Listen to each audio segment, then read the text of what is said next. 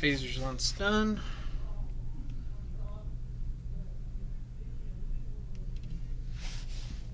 Going live on the face of the books. Give him the old stomp. Are these mics in the right spot? Yeah.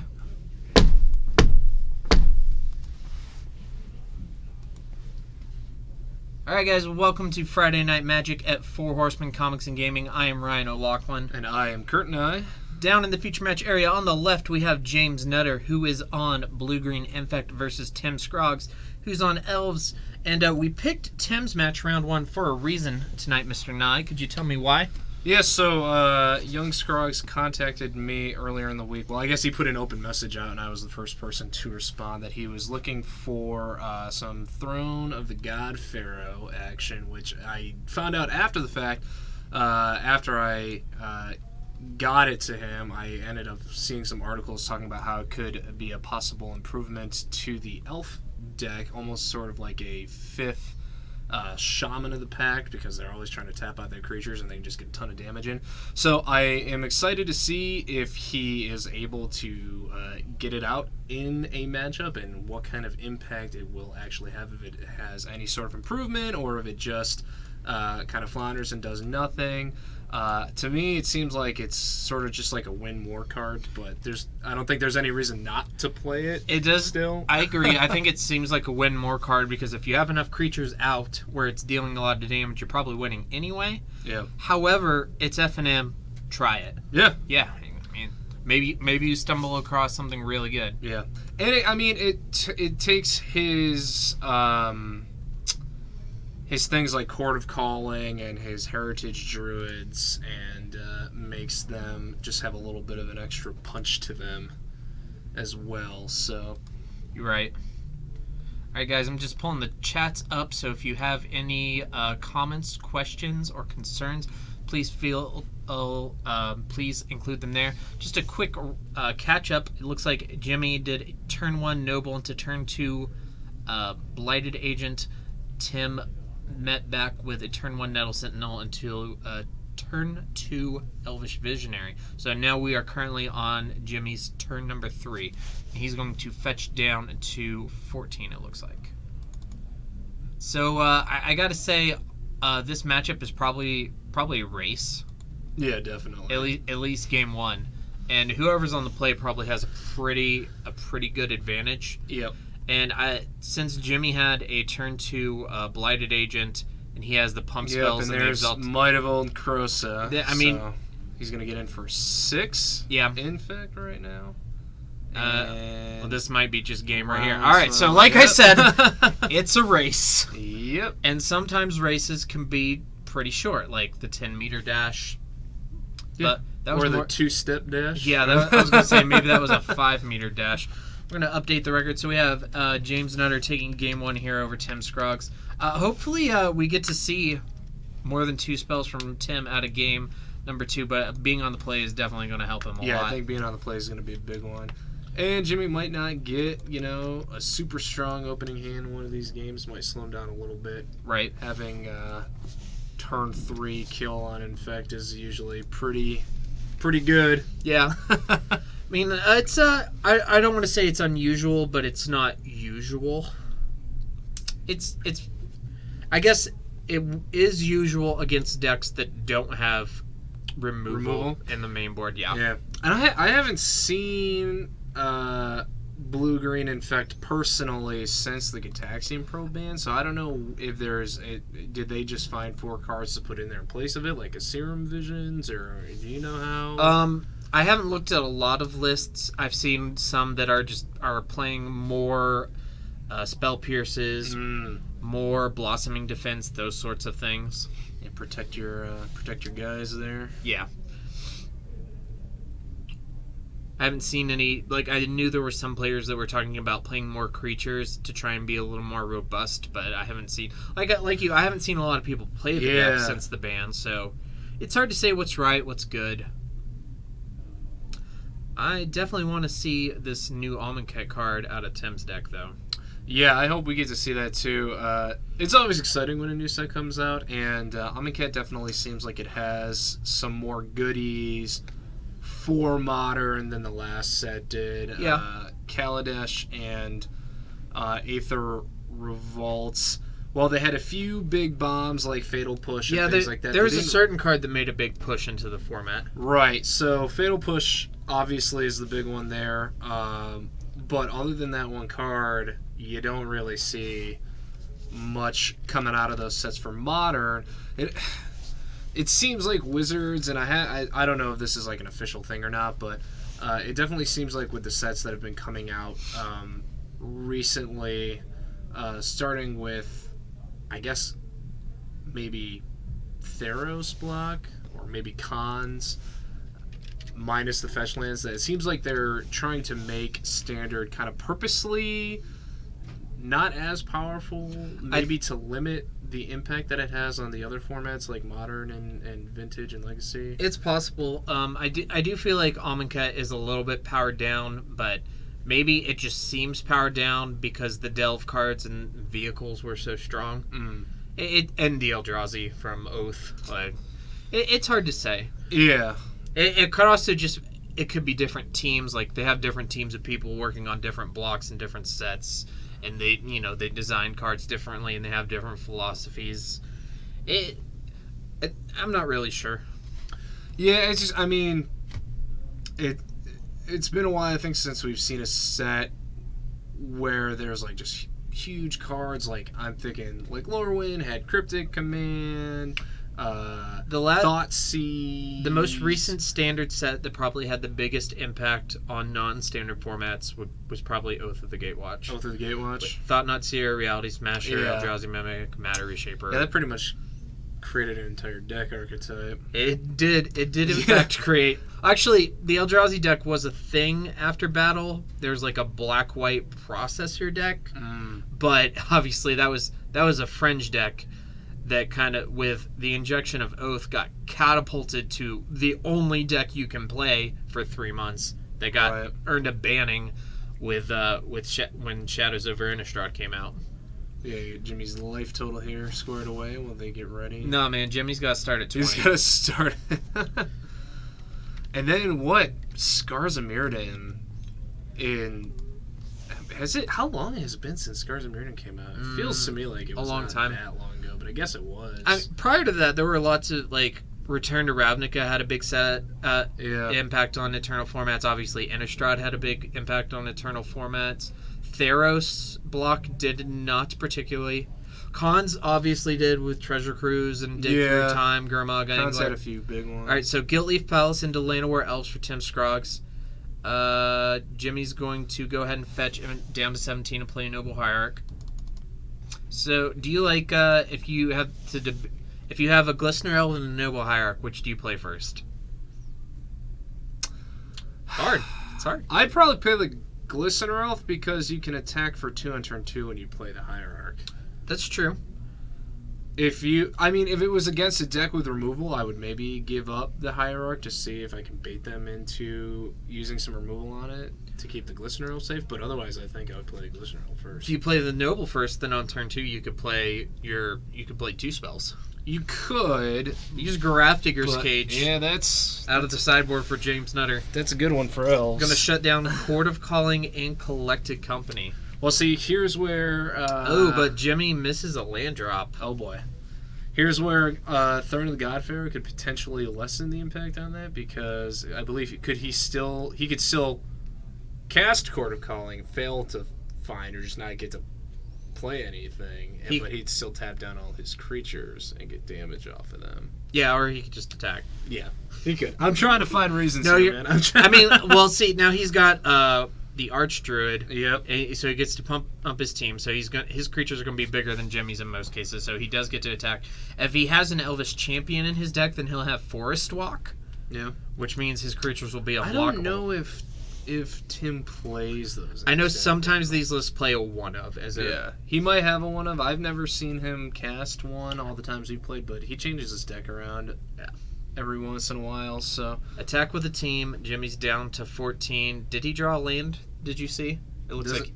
looks like he didn't. Yeah, it doesn't look like he's got one. Putting rank, you know, Rancor on the noble. oh, you know you're in a bad. He's in a That's- bad spot. That's a huge display of weakness right there. Yeah, so it's going to be a 3-2 With the with trample. and he gets the +1/+1 from the exalted. That's with With the Yeah. 3/2 with the exalted. So Tim's Right. gonna take the damage as you do and go down to 17.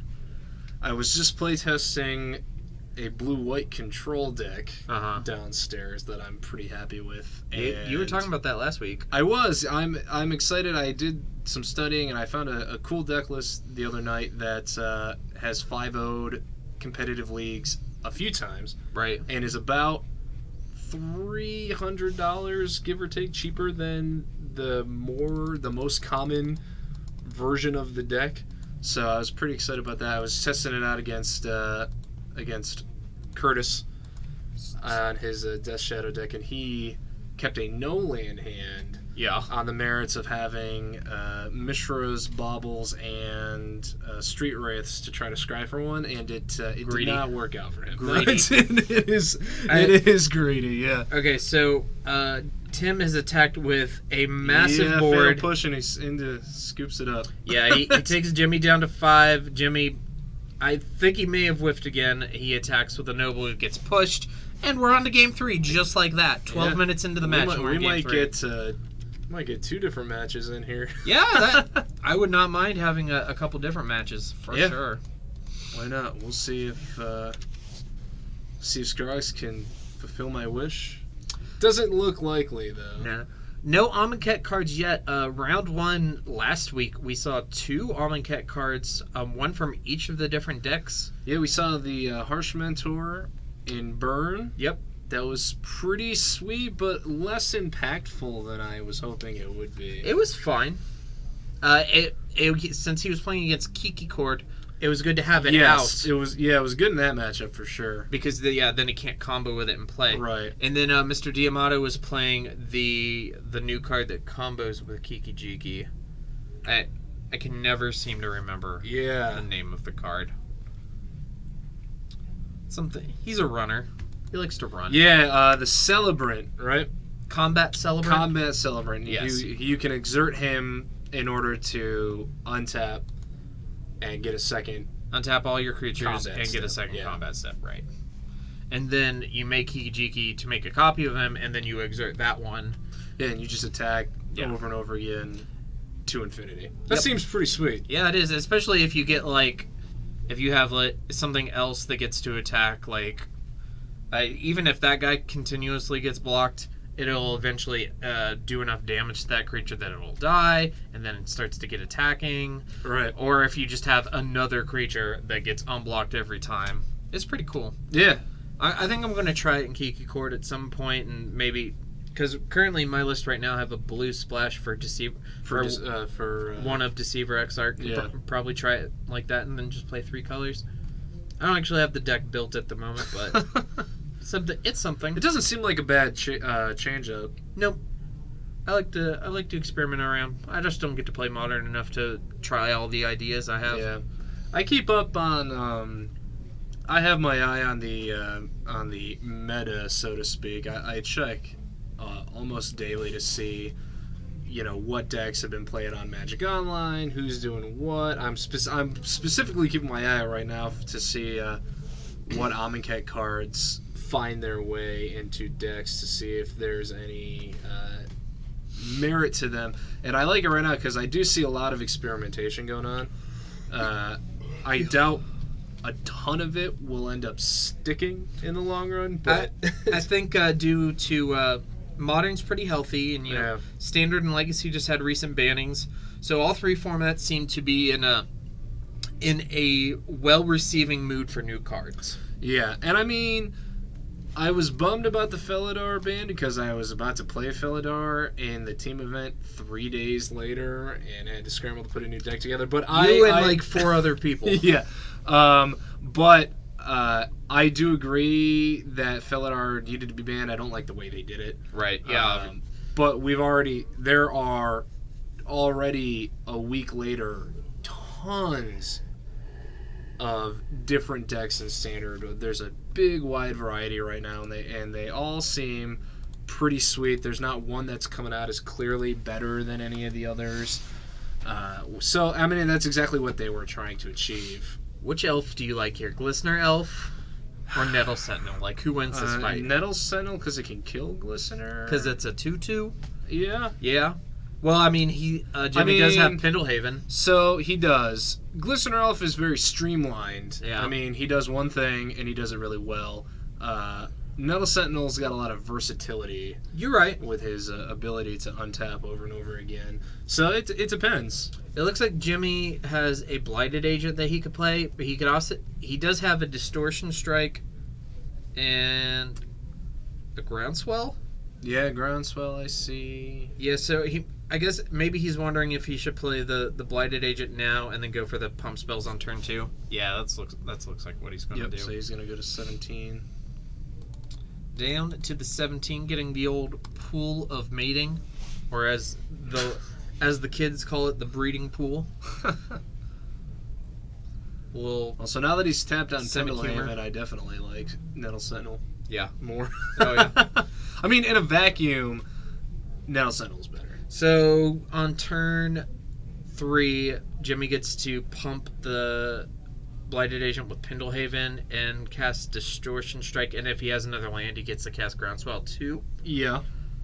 So that sounds pretty good. Is that lethal? I don't believe so. Distortion Strike is just +2, right? Distortion Strike is +1/+0. Oh, okay, yeah, okay. And unblockable. But here's a whole bunch of elves. Yep. And he's gonna company. Yep. This seems good. A Heritage Druid. That might have been. It looked like 2 more companies. That might have been his only creature. Yeah, unfortunately. I saw 2 companies, Court of Calling, and 3 lands. more mana. Yeah, I mean, he only needed 1, technically. Here's 3 more mana for Azuri. All on turn 2. Yep. Well, that seems pretty good. Okay, so Jimmy did draw a land. I mean, he'll be able to do a lot of poison, but I don't know if it's going to be lethal. And he'll get +1. He'll get +2 between Pendlehaven and Distortion Strike, and then another 4, so that'll be 7, 8 with the Blighted Agent. Yep. And is he sitting on a Mutagenic Growth? No. I played this deck one time in a Saturday night tournament, and I got to turn to somebody with a Glistener Elf and a bunch of Mutagenic Growths. It was pretty gross. And some other spells, like it's pretty great. He's playing Slivers, and he's like, well dang. I was like, yeah. Slivers, interesting. Yeah, that's a cool deck. I watched a YouTube video of somebody, I think from Channel Fireball, playing a Legacy Sliver deck a couple nights ago. That looked like fun. That pops up occasionally. Yeah. Usually it's when every creature you play is a lord. It's like Merfolk, but all lords. Pretty gross. Pretty gross. Looks like Jimmy's in the tank. I mean, he can't get lethal in, and I'm pretty sure Scrox can just untap and wallop him. He can overrun on his next turn. Yeah. And he's got the buff from the Archdruid as well. Yeah. I think Tim's last card is a Horizon Canopy, so we don't have to worry about, like, untap company or anything like that. I think you just have to cast some pump spells and get in there for as much damage as you can. So, there's looks Groundswell. like he Groundswelled the Blighted Agent? Yeah, because he Distortion Strike and Groundswelled the Blighted Agent. Okay. So so leaving the Glistener back to block. I don't know if that's going to make a difference. Yep, so here's 5. Yeah. Shouldn't that have been more? So one shouldn't have gotten +5/+0 from the Distortion Strike and the Groundswell, unless he Distortion Strike the Elf and then didn't attack with it. No, I don't think that's. I might just be mixing up my numbers on Groundswell. Let me pull that up. I thought it was +4/+4 with Landfall. That's what I thought too, but I'm probably just. There's a good chance I'm. Okay, so it's +2/+2, and with Landfall. Is +4/+4. Yeah. It looks like I think. I was just looking at the computer because I was looking at Distortion Strike. I think Scruggs got it. Yeah. I think he probably just untapped, overran, and got it. Well, that's embarrassing. Not many times has somebody scooped up their cards. I'm not sure who won, but yeah. we're going to say congratulations to Tim Scroggs. We're only about 20 minutes into the round, guys, so we're going to go and try grab another match for you. I remember one other time that somebody scooped and I remember one other time, too, but we're not going to talk about that right now. We'll be right back.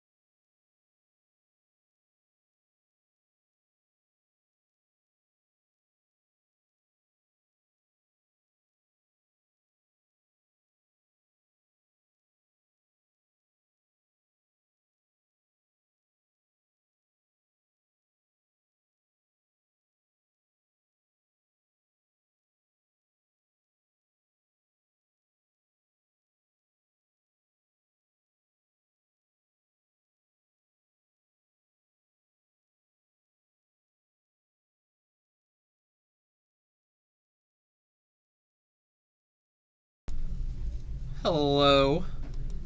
Welcome back. This is our backup feature match. We have Mr. Sam Hauk on the left playing Death Shadows Jund versus Bob Levdansky on the right playing Grixis Delver, I assume. Could be Grixis Death Shadow. We saw him use it last week. Oh, yeah, that's if you right. recall. He did the little change up on us. Well, we'll leave it as Delver for now. We'll just update it as we need to. I didn't get a chance to talk to Bob real quick to see which one he was on, but It's okay. I'm sure it'll be apparent at some point. yeah. Actually, we could go a whole game and not know which one it is. It's true. If we see Stubborn Denials, I think that's a pretty good Yeah, indicator Stubborn that Denial's a it pretty will be telling Death card. Shadow. Yeah, so they're going into game 3 here. They're both 1-1 in their matchup. Sam Hauk returning after quite a long hiatus. He works a lot. He does work a lot. When I saw him coming in to sign up, we chatted for a little bit. Told him I was glad to see him back, and he was like, "Yeah, first Friday I've had off in in a long time." And I was like, "Oh man." He's been I think he just recently finished this deck. He's been buying a lot of modern staples recently, which is an upside of working a lot. You have more money. More money to spend on Magic, and yeah, it can get. And yet you don't have time to play it. It can get expensive. It can indeed. Those Tarmogoyfs, they're not cheap. Although No. they are significantly cheaper than they used to be. How many printings do we need to get Tarmogoyfs under a reasonable price? I printed as many times. I don't care. Or devalue mine. I do not care. Keep printing that thing. Yeah. Print that puppy. And for those of you who are local, we do have a modern event tomorrow night at 5 p.m. It is a Grand Prix trial for Grand Prix Las Vegas. $10 to play, cash prizes. Like I said, it is modern. And it is our last Grand Prix trial ever. Yeah, Magic is doing away with them, right? They are doing away with them at the LGS level. You will still be able to play in Grand Prix trials at Grand Prix the Friday of the event. Oh, okay, yeah, all right. And that is unfortunately our last one, so come out and make it a special one. Yeah, GP Vegas is in what, July? I think it's the first week of June. Oh, first week of June. Oh, I could be wrong. I'm not sure. Actually. You're probably wrong. I'm probably wrong. Let's Google it. I don't know. I've talked to Ryan Wolf about it a little bit because I think he's planning on going, or at least he was talking. He really wants that to. He wants to go. I don't know if he has any actual firmed up plans.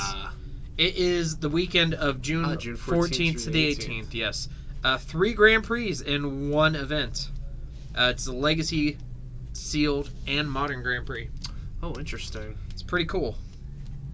I would definitely. I don't think they heard if the I stomp. can afford to go to Vegas, I would I don't go. think they heard the I don't stomp. think they heard the stomp either.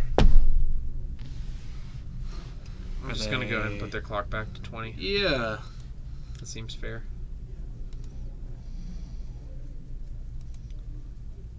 It is a little loud down there in the store, but they should be able to hear the stomp. Yeah, we've I know got Sam, I think no. I don't think. I think I heard the stomp, but Sam just finished. I think boarding a second ago. Taking his time as he does. Yeah. So That guy. But more about this Grand Prix. I would love to go to that. I'd love to play in that Legacy Grand Prix. My only issue is if I did go, I'm not sure how much Magic I'd actually want to play. I might want to go do Las Vegas things. I'm a sucker for the roulette table. I will say that. First time I ever went to Vegas, I spent almost my entire week there playing roulette, and it was a blast. At one point, I was up a few $100s. Yeah. At the end of my trip, I had only lost 10, Ooh. which I count as a victory. I would say leaving your first gambling trip and being down $10 as a win. Yeah. Most of my money was lost to cab rides and other such things. And but, you got Uber now. You can Uber. We do have Uber. Man, those cab rides in Vegas are brutal, though. Are they uber expensive? They are. All right, looks like Bob is going down to 6. Sam is keeping his 7. Do you know who's on the play? I don't, but I assume we'll know in just a second here. Yeah, I would imagine. All right, looks like Bob is happy. He's going to scry. He's going to keep it on top. I'm saying top. All right. Undefeated tonight. All right, looks like Sam's on the play. Yep, so Mishra's Bauble looking at the top card. Looks like he has a fetch land. Yes, he's deciding if he wants to keep that card on top or not. Well, obviously he can shuffle it Yeah. away, is what I mean. So he's got. I mean, the Nile Spellbombs I don't think are quite telling because they're still good against Delver, Yeah. but they're really good against Death Shadow. I bet Bob's playing Death Shadow. He doesn't usually like put a deck together and then take it apart the next week. Yeah. All right, so Sam's gonna cycle Streetway Go to to draw the card he looked 15. at, and then he's going to cast Traverse the Uvenwald. He almost has He Delirium. almost, but he doesn't. It's real close.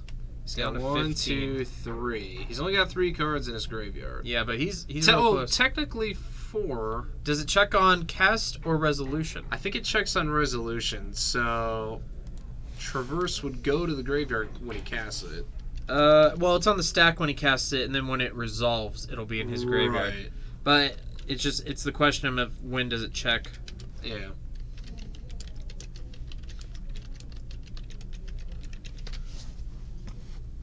The spells with Delirium won't count themselves as they resolve. So he does. Oh, okay. He does not have So he Delirium. has to get a land. He has to get a land. Is it basic or just a I land? think it's basic. I'll just Traverse Gatherer here to get the exact card text for a basic land. Yeah. Yes. All right. Which it look okay. So the Overgrown Tomb is from the Verdant Catacombs, and Yep. then he's getting a swamp. Get a swamp. Do you know what set that swamp is from? It almost looks like Ice Age, but I can't quite tell from here. I don't think it's Ice Age. No. Is it Homelands? No, Homelands did not have basics. Really? I don't think it had basics. Of course, I've been known to be wrong many times. I'll just while we gather up, let's find out if Homelands had Alright. basics. And Bob is just going to go ahead and Serum Visions on turn 1. Nothing wrong with good old Serum Visions. Homelands had no card called Swamp. Okay. All right. Guess that settles that. Then I don't know what that swamp is from. We'll have to find out. So I'm not sure. Now we saw this matchup last week. If Bob is on Death Shadow, we saw this last week between him and Brady, correct? Yeah, and Jund very narrowly won. I believe. Very narrowly, very grindy match. Yeah. All right, so here's Spellbomb for Sam. He's gonna kick it back. Yep. Bob's gonna shock himself down to 15. I remember it was really scary because they both had out multiple Death Shadows, and Yeah. Brady had the Tarmogoyfs. The edge went to the Goyfs in that match. Yeah, definitely. It was like Brady had 8 Death Shadows and Bob had 4. Right. I mean, he did have Tassiger, but Tassiger can't get quite as Tassiger big. was eventually a little too small. Also harder So to they're deploy. just gonna go ahead and Spellbomb. Well, Sam probably did that Yeah. to draw, and that gives him. Well, no, he already had Delirium. Now he has 5 types. Yeah. Street Wraith down to 13. Looking for a threat here. Looks like he drew a land. Yeah.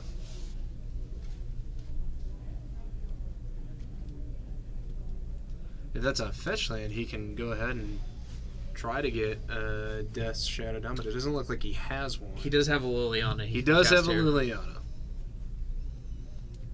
And I'm sure she doesn't mind coming down on an empty board and just ticking up. Definitely not. Oh, he has both Lilianas in his hand. Yeah, he does. So which one do you cast? That's probably what he's thinking probably about. Liliana the Veil. He's got 2 Liliana the Veils and a Liliana the Last Open Hand. What? So he's got a lot of Planeswalkers. He does. I suppose you could cast. I might cast Liliana of the Veil and then discard the other one. Yeah. And then also, well, Bob has no red mana open. That'll take her up to 4 counters, so he can't bolt it. Right. So I like that play a lot. Yeah. And then whatever creature Bob manages to play will just get sacrificed. Liliana's pretty strong in this match. She's also pretty. Just saying.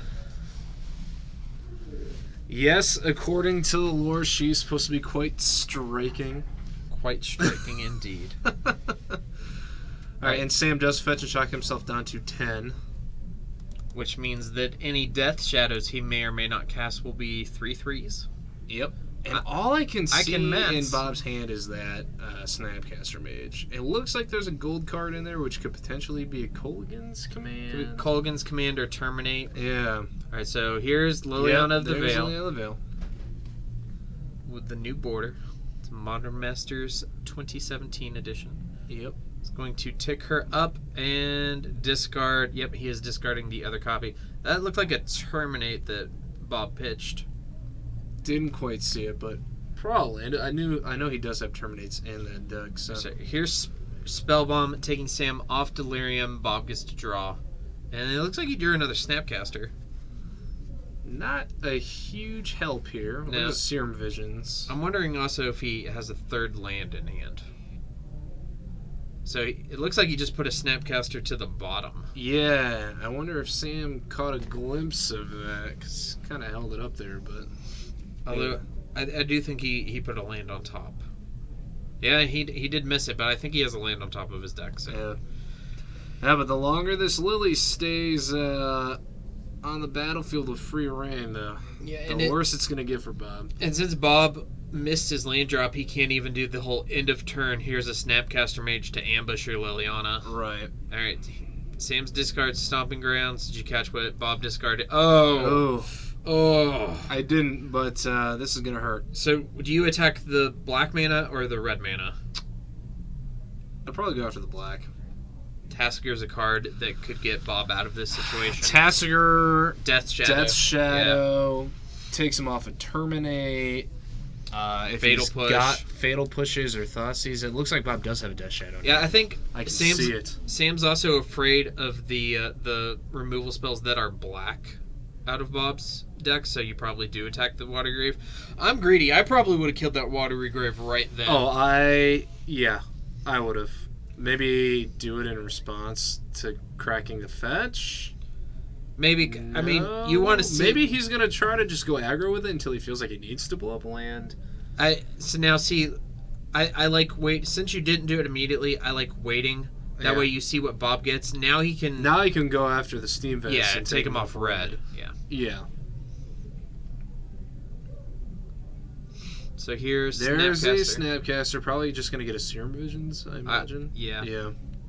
He needs to find another land. He definitely is in a pretty precarious. He sent a Gurmag Angler to the bottom of his deck. Yeah, he's not gonna be able to cast that for a while. So I imagine Sam's gonna. Oh, tick up. He does not care about the Snapcaster. He says whatever. Well, I mean, he's already at 6. Like he may be trying to ultimate her now. Oh yeah, and he has Liliana. He has Liliana the Last Hope to kill Snapcaster Mage. Yeah, which is great. But now he has to sack Liliana the Veil, or not. Okay. It looks like Bob let him take that back. That's the downside of playing a whole bunch of Lilianas.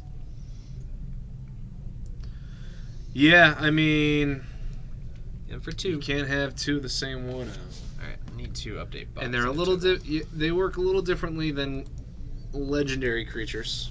A little bit, as we know, but that rule can get confusing. I know the legendary rule before they changed it back in the day was a matter of a lot of confusion for some folks. It works the same way now.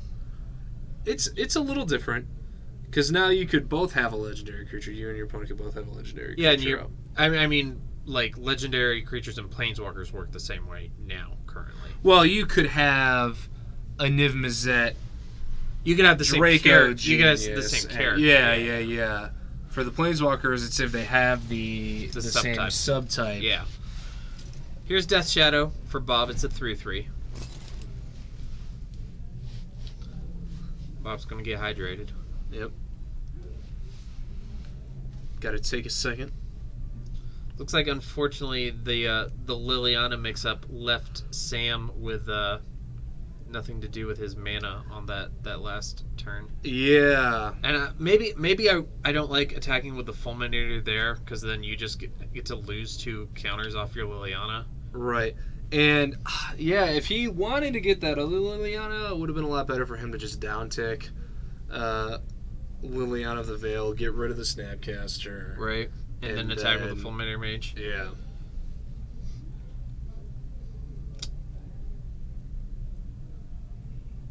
So Sam attacks with the Fulminator Mage. Bob blocks before damage. Sam's going to sacrifice Fulminator Mage. I don't think it particularly matters what he targets now that Bob has that 4th land. Yeah. I mean, I guess goes for the steam vents. Yeah. Yeah. I mean, keep him off of Teamer Battle Rage. Bob has... I guess. Okay, so Sam is going to +1 and target the Death Shadow. Right. So it will be it's a 1/2 right now. Well, it's going to be a 6. He loses life. He's down to 7, so it's a 6/6 with -2/-1. Yes. So it is a 4/5. Yeah. Until Sam's next turn, correct? I believe that's how that Liliana works. I'm pretty sure. Yeah. It's interesting sequencing. Yeah, and I think can that Liliana kill a creature? That Liliana... I don't think she can. Other than the -2/-1. Yeah, I mean that's just gonna kill it. Okay, so And here's plays his own. Oh boy. Man, and this is turned on Sam real quick. Yeah. I think it started to unwind when Does he have a Tarmogoyf in hand? Tarmogoyf would be good, although Bob has 2 Fatal Pushes in his hand currently. So not that good. That Death Shadow is a turn 2 clock. Or is a 2-turn clock. And he's gonna get... He down-ticked Liliana, which I think he's gonna get back a Snapcaster, it looks like. He pulled it out. Yes. Yeah. Okay. So this is a big draw step for Sam. He needs to, Looks like he has a land. I'm actually not sure what he needs. Here's Forest into Traverse. Okay. Looks like he's going to look for his own Death Shadow, but Bob's just going to Fatal Push it. Right. I don't know what else he can do, though, really. With the Snapcaster, he's got 3 Fatal Pushes, and Sam, as far as we know, only has the 2 threats. This looks like this might be Bob's game to win. Yeah. Too bad Traverse can't get Sam his own Fatal Push. You're right.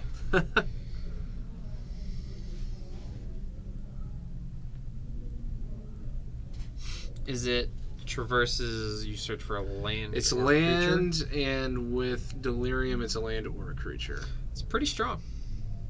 So he's also got a Goyf. All right. Okay. And I think Bob just untaps, goes push, take up my Liliana, attack. He could, but it still gives Sam another turn. Right. He could top deck a Fatal Push. I don't know how far that gets him, especially since Bob has a Snapcaster Mage in hand. And I still can't really see the rest of what he has. I know it's a Snapcaster Mage and 2 Fatal Pushes. That may be it. I'm not really sure. Going down to 4. Right. Well, so now the Death Shadow is a 9/9. If I mean, Bob it's still has a way to lose one more life, he can push and just swing for lethal. Yeah, if he has a burn spell, this doesn't change the clock unless Bob has a burn spell or like a Street Wraith or something. Right. All right, so there's push a number push. 1. And he's going to snap push. Snap push. And he still has another one. And I think Sam's just going to Sam's say just we're gonna scoop it done. up. Yeah. All right, so Bob Levdansky has got this match 2-1 with Grixis Death Shadow over Jund Death Shadow. He's going to get a little revenge over the archetype, even though it wasn't Sam that defeated him last week. Sure, yeah. All right, guys, we are going to be right back with our round 2 feature match. Thanks for watching.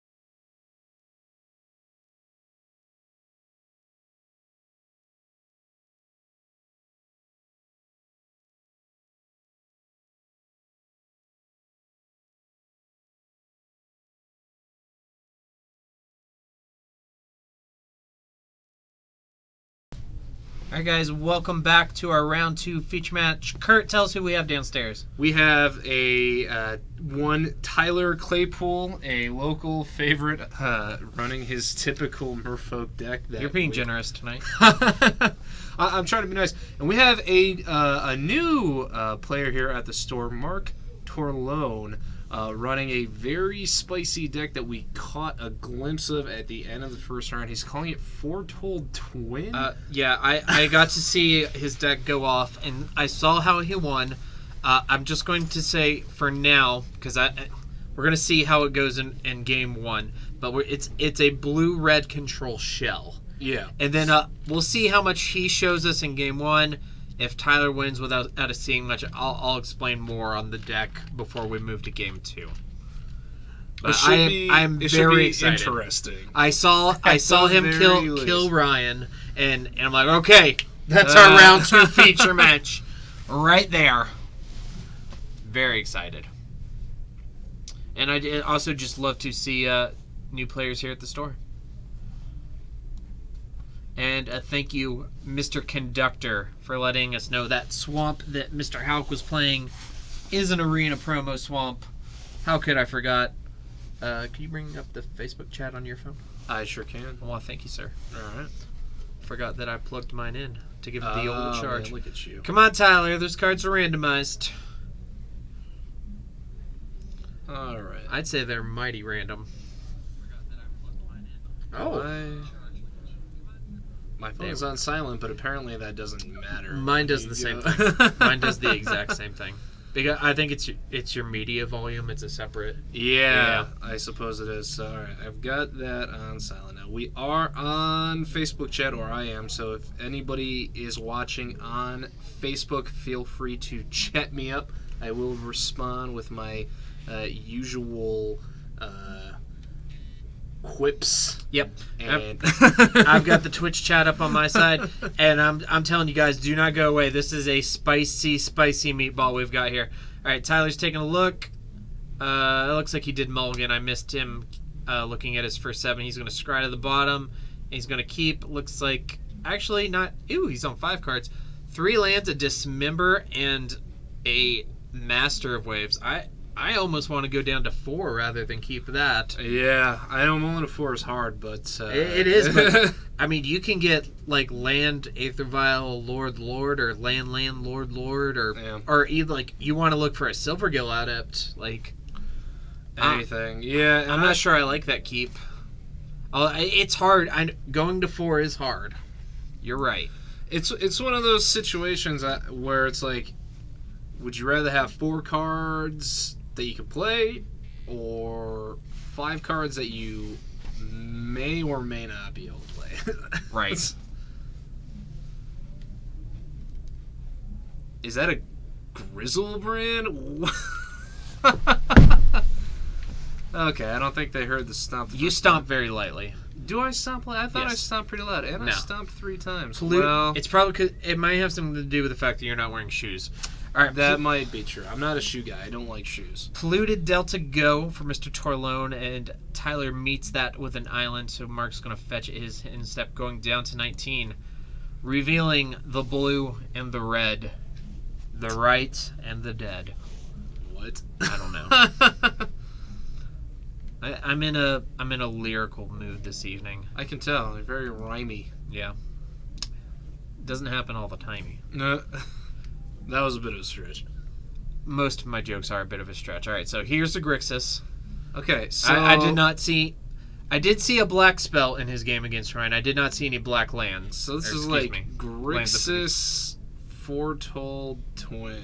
Yeah. All right. So Lord of Atlantis for Tyler. Mark is going to remand it, and Cavern doesn't interact here because remand doesn't actually counter it. It just puts the spell. returns the hand. Yeah, it just puts it back in his hand. Yep. Same with Spell Queller works the same way. Venser. I'm not sure why Tyler's got the Lord still on the battlefield here.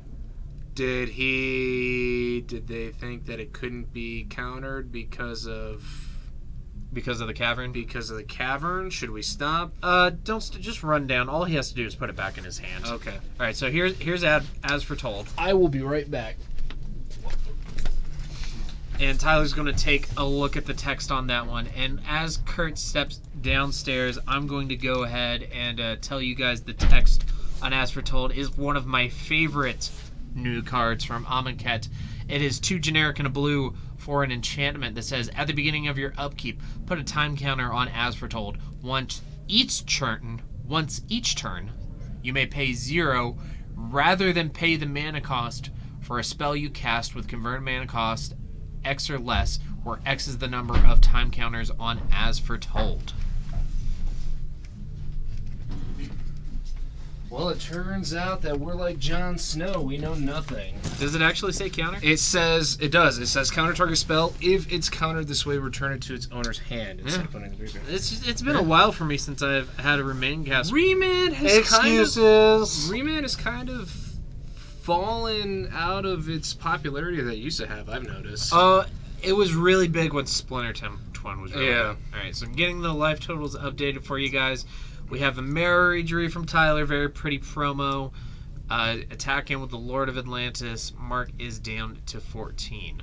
And he's got 1 counter on that As Foretold. Yep. So I love this card because it's X or less. You can do it on both your turns. Like, this card is bananas. Yeah, I have a playset now because I am still... I'm doing my great blue-white control playtesting, but I did find a deck list, that 5 out of competitive league that looks super fun for blue-white control, using As Foretold, chaining it with spells like Ancestral Vision and Restore Balance to just instantly get those cards into play. Right? Looked like fun. So here's Deceiver Exarch. I'm assuming before Tyler moves to the combat step. So he's going to use it to tap down Lord of Atlantis. But here comes Mirror Injury in for 2. Mark is going to not block. He's going to take the 2. Well, it has Island Walk. It does have Island Walk, Yeah. indeed. And there is a Master of Waves. Yep, so this one is going to be for 4. So 4 members of the Squirtle Squad are going to join the team here. Yep. You see the captain on the far left with his pointy glasses. Mark's going to untap. He does have, if he has another land, he does have Kiki Jiki mana here, but it doesn't look like he has Kiki Jiki. So, I feel like I can talk a little bit more about this now. So, he does play Pestermite and Deceiver Exarch with Kiki Jiki for the infinite combo there. You see some of the black cards he has in his hand. Is Pestermite's the tap or untap one, right? Yeah. Okay. Yeah. It's like Deceiver Exarch, basically. Yeah, it's a Pestermite just says you can tap or untap a permanent. Deceiver Exarch says you can untap a permanent you control or tap a permanent an opponent controls. Okay. Mark also has Goryo's Vengeance and Gristlebrand in his hand. That's a thing. He also plays. Well, all right, we'll just hold up. So here's a second Master of Waves. Mark's going to remand so he can just cycle it and draw a card. Tyler's going to get the second Devotion trigger here, which is going to give him 5 more Squirtles. Yep. It's a whole lot of and a Jack Sparrow apparently. Good old Jack Sparrow. Captain Jack Sparrow. Yeah, he's returned to the theaters as well as the F&M tables. Yeah. Or will be returning May soon. 26th. Yeah. I'm excited for that. I have a secret. It used to be a guilty pleasure that I wouldn't talk about, but I'm more open about it now. I am a big fan of the Pirates of the Caribbean movies. The first one is one of my favorite movies. Yeah. I really enjoy the second and third one, even though they are less on par with the first one. I thought the fourth one was pretty terrible. Really? Yeah. See, I didn't like the second or the third one that much, and I thought the fourth one was getting back to a good place. But I hate Will Turner. And well, if you hate and Will What's Her Turner, I Face can as a understand. character. Yeah. So. All right, here's a Pestermite. I can understand liking the fourth one a little more if you don't like Will Turner. He's going to tap down a Master of Waves. This is pre-combat. Yeah. And then Tyler's going to attack. I don't know how he stops all that elemental damage, though. They're all 3/2s right now. He does get to block 1 because they're not merfolks. Yeah. All right, but that's also a 3. That's 15 coming in. Yeah. He can block 6, so he can live at 2. Man, Merfolk might. It's a little bit of a conservative attack from Tyler. Yeah. I feel like if he just would have swang with the Lord. Swung. Swung. Marks down to 1. Yeah. And he's going to draw. Can he do anything? He's up to 3 on Asphodel. He doesn't. It looks like he doesn't have a way to put Griselbrand in the graveyard. Although No. I'm not sure that even putting a Griselbrand into play here would matter. So he does have a way to put Griselbrand in the graveyard with the Izzet Charm, but I don't think it does anything, and you probably don't want to give up the information that you play that.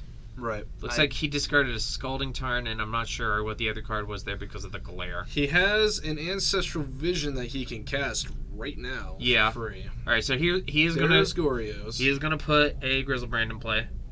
Tyler's going to read it. I'm sure he's played against this card versus he Paul can hit Mills for and Sean Carroll. 7, draw a whole bunch of cards, and see if he can do anything. I guess he could. He can't. Yeah, but still, like he's dead on the swing back, probably no matter what, and he doesn't have mana to cast Kiki-Jiki, and Asphodel doesn't have enough counters. On it. So even if he finds, Maybe he's got another way out of it. I don't know. well, he did. Oh, you know what he could find the card that I haven't mentioned yet. Oh, So let's just see if this happens. So he's going to attack for 7, take Tyler down to 13, and go up to 8, then go back down to 1 to draw 7 cards. Let's see if he draws the card that I'm hoping he does. well, he's not scooping yet, so there's Gonna do some Faithless looting. Interesting. I think it might be the second card from the top, unless that's another Goryo's Vengeance. It is a black suspend card that has its own archetype in Modern. Oh yeah, you did mention that he had this. Yeah, this is it's very similar concept to the blue-white Asphodel, where you just play out a bunch of the good old time Suspend spiral, cards, yeah. suspend cards. So Mark is playing Living End in his deck, and I saw him cast it through an Asphodel against Ryan when he had Pestermite Kiki-Jiki in his graveyard. Oh. And definitely casting Living End on this board would be great. Yep, but it looks like he's gonna cast Vision. Yeah. Which means he can't cast. Right, because Living End. Living End is a sorcery. He won't be able to do it on Tyler's turn. Right. So he's tapped out. I think he just has Scoop here. I don't. Unless he has a card, one other card in his hand that he can cast through Asphodel on Tyler's turn that will keep him alive, but I'm not sure what it would be. Fog. He could have a fog. I mean, I don't know what else gets him out of this at instant speed. There's no instant speed board wipes that I'm aware of. Not that are normally played. Yeah. Oh. What is... Okay. So Tyler's going to untap. He also has Jace Vern's Prodigy in his deck, which I like a lot. Yeah. Sees a lot of point in Legacy. She's a fair amount. Alright, so here's Goryo's Vengeance. Oh, for Kiki-Jiki. Oh, Goryo's Vengeance you is can an make instant? you can make infinite blockers here. Oh, this is great. Alright, so... Well, that doesn't matter, though, because the Island Walk. they have Island Walk. Oh, you're right. That's so sad. But He can tap them all he can down. tap them all down. Because he has to use the new one to untap Kiki-Jiki. Oh, yeah. I'm not sure what the plan is here. Okay. So it looks like he made a bunch of them. Harbinger is going to be cast with Flash. He's going to target Kiki-Jiki while Kiki-Jiki is tapped with the ability on the stack, I'm assuming. So Kiki-Jiki is going to get bounced. doesn't that go into exile? Because the Goryo's Vengeance? Not if it not have that wording on it. only if it makes it to the end step, yes. Oh. But since Tyler bounced it, it goes. It's not to like his the hand. old. It's not like Unearth, where it just gets exiled if it go anywhere. No, it doesn't have that wording. All right, so it looks like Mark made 3 copies of Deceiver Exarch, but because of the island walk, Yeah. like you said, it's not going to matter. Although that would have been great if his guy, if that Lord wouldn't have been in play, make infinite blockers, then untap and kill you. That was quite the game. I'm really excited there. So Tyler's going to take this one. Merfolk just a little too fast this time, a little too wide. Although keep in mind that Tyler, that was on 5 cards. Yeah. And on a hand that both of us said he probably shouldn't have kept. But I know, like, 5 cards, man. I wonder what Going to 4 is scary. he does have a pithing needle in the sideboard. Yeah, which you can name Kiki-Jiki with. No, Grizzlebrand. Mark has one, so... Oh, Tyler has one as well, but Oh, yeah. Well, he can name Aether Vial. it looks like he's bringing in the Spell Pierces, the Dismembers, and the Tidebinder Mage. Yeah. I understand what he's thinking with the Tidebinder Mage to keep Kiki-Jiki tapped down, but most of the time when Mark casts it, he's just going to lose right there. He's not going to have an opportunity. Unless the only thing that could happen is maybe he's going to get a chance to vial in Tidebinder Mage in response to the first Kiki-Jiki activation, but... Yeah. Well, it has Flash, too, doesn't it? It does not have Flash. Oh, how do you flash it in before? That was Harbinger of the Tides. This is Oh, Tidebinder Mage is the 2-mana Yeah. 2/2 tap down a green or red creature. As long as Tidebinder Mage is in play, it doesn't get down tap. Yeah. So he could vial it in. Yeah, but I'm not sure that's exactly what you want to be doing. I do like the Spell Pierces and the Dismembers though. Although Spell Pierces isn't very good against spells that are cast with As Foretold. Yeah. Well, I guess if he's tapped out and tries to cast with As Foretold. Yeah, you can. Yeah, You that's can true. do that. That's very true. Yeah, I mean, you probably definitely bring in Spell Pierce. I'm not sure. This is not a matchup I'm particularly familiar with. No, there are a few spicy decks down there today. A few people trying out some unique custom brews. Yeah, we've got Mr. Leitner and Mr. Foley, who both have some Yeah. some spicy decks. I like to get both of them on tonight if possible. We'll see how the night shakes out. Yeah, that would be... I think it'd be sweet Yep. to get those on at some point. Tyler's taking a look at his foil Spell Pierce. He's probably just Yeah. appreciating it. His pithing needle as well. And we were talking about this downstairs, but we didn't talk about it up here. I know last week we were speculating as to the proper pronunciation, whether it's pithing needle or pithing needle.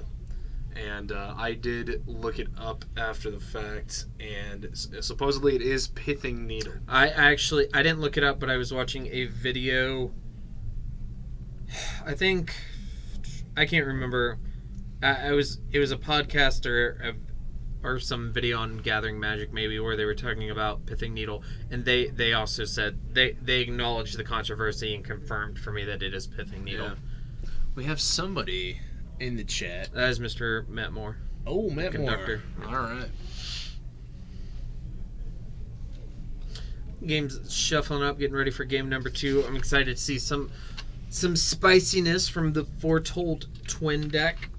Maybe we'll get to see Living End. How great would it have been if he Goryo's Vengeance, that Grizzlebrand, then got to and found Living End, and then got to wipe the board. I mean, on paper, it sounds like the deck can do anything and everything. Anything, But and in everything. practice, maybe it's not focused enough. I think maybe it's it tries to do perfect. too much. I mean, I it don't know. seems It sweet. seems- I definitely agree. I think it's sweet if it works. I mean, it worked in round 1 Versus against Ryan Wolf. Red White Prison. But that's the thing. Red White Prison is, kind of a slow, grindy deck. Well, I mean, Ryan It could be really matchup dependent. too. Ryan had a bunch of Amonkhet cards in his deck as well. Yeah. He had the new Gideon. Mhm. And he had the 4-mana, the new card that's 4 mana is like Ruined Halo, where you get to choose a card and you get... Yeah, Gideon's Intervention. I helped Ryan do some playtesting on that deck a couple nights ago, so I'm pretty familiar with it. And it's Does he have the 7-mana instant that's like cast this twice and win? It's a sorcery. It's Approach the Second Sun, and I think he does have it. I knew he was talking about playing it at Yeah. one point. Alright, looks like Tyler's keeping on 7. Mark is going down to 6.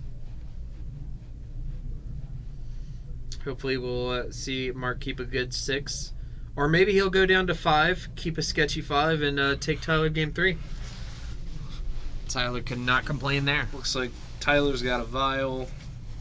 I think I saw a Lord in there. Probably a blue card, maybe 2. Yeah, an island. Definitely see 2 islands and a Lord, or and a vial. Other than that, I couldn't make anything out. For Mark, I see lands, Pestermite, Ancestral Visions. Is it Charm? Looks like he's going to keep Scry. I'm going to say bottom. Oh, you got it. Ooh. Ow. Alright. And 2 Goryo's Goryo's Vengeances in hand? Is that right? maybe. Yeah, it looked like it. Alright. Here's Polluted Delta, down to 19. You're right, this deck is trying to do a lot of things, but I really I can't get enough of this. Maybe this will catch on. Maybe this will be the thing that Splinter Twin, or not Splinter Twin, but Kiki Jiki. Maybe this is the next step in the evolution Of the Kiki Jiki deck. of Kiki Jiki. Yeah, forget chords. Kill you with infinite Forget all that. Maybe. Forget restos. I can't forget Chord Calling. We'll just. I can't. Chord Calling is like one of the most fun cards to resolve. Alright, so here's Ancestral Visions. He's just going to suspend Good it. old, nothing wrong with that. Nope. I've suspended many an Ancestral Vision in my day. Comes turn 1 Vial. He didn't play around days. Alright, worked out for him. He didn't have days there. And there's Takes As for us Told. into the format. You saw his hand motion. It's Mark drew As for Told, and then his left hand is just like. I mean, I probably find suspending there anyway. All right. Yeah. Spreading Seas. Not really a big deal in Yeah, this matchup. it cuts him off a red, but There he goes. That's the second land. yeah, Drowned Catacombs. Here's Curse Catcher. Tyler takes up to 2. Is that going to do much? Curse Catcher. Matt is right. We do not forget green cards, especially Quarter Calling, and especially Birthing Pod. We miss you. We miss you so bad. Here's the second Spreading Seas. Which, I mean, none of those are going to matter if he hits a third land and gets an As for Told down. You just You- cast all spells for free. you're right. Perhaps Spreading Seas isn't the best match for this matchup. Flash and a Lord. Looks like Mark's down to 15 after that. There you go. All right, so here's Island and As for Told. Yep. And since Tyler has up Mutavault, he can't Spell Pierce. I mean, you can't Spell Pierce it anyways. Oh no, Spell Pierce. I'm thinking of Curse Catcher. Yeah, no, you cannot. Curse Catcher does say instants and sorceries. All right, and here's the Tidebinder Mage. And like I said, I don't particularly like bringing this in here because now he has to try and keep it in his hand. But whenever Mark casts Kiki Jiki, he's probably just going to win on that turn. Wow, just going aggro with the Mutavaults. Yeah, so here's Dropping him to 7. That's a pretty big attack. All right. He's going to get to draw 3 cards. He's going to get a counter on As for Told. Yep. I don't know if he has a way to deal with these Mutavaults. No, he does have a living end, which will kill the 2 creatures on board, but not the Mutavaults. Which they're a 2-turn clock on their own without anything else. Yeah. All right, so here's Tarn. Mark's down to 6. I assume he's not going to 4 here. No, that'd just be Here's a mountain. reckless. Way Yeah. too reckless. He would be everybody's favorite 1 red mana werewolf from Innistrad, the Reckless Waif. It's a nice mountain. Alright, let's see if he remembers to put the counter on As for Told. Oh, we know it's got 1 counter on it. Yep. Alright, so here's Is a Charm.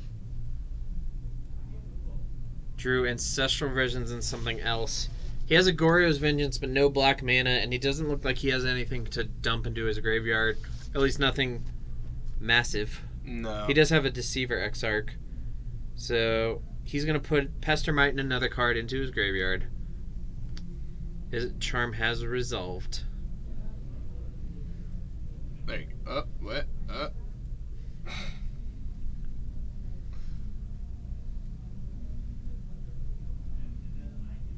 And Here's Living In through the As Foretold, Yeah.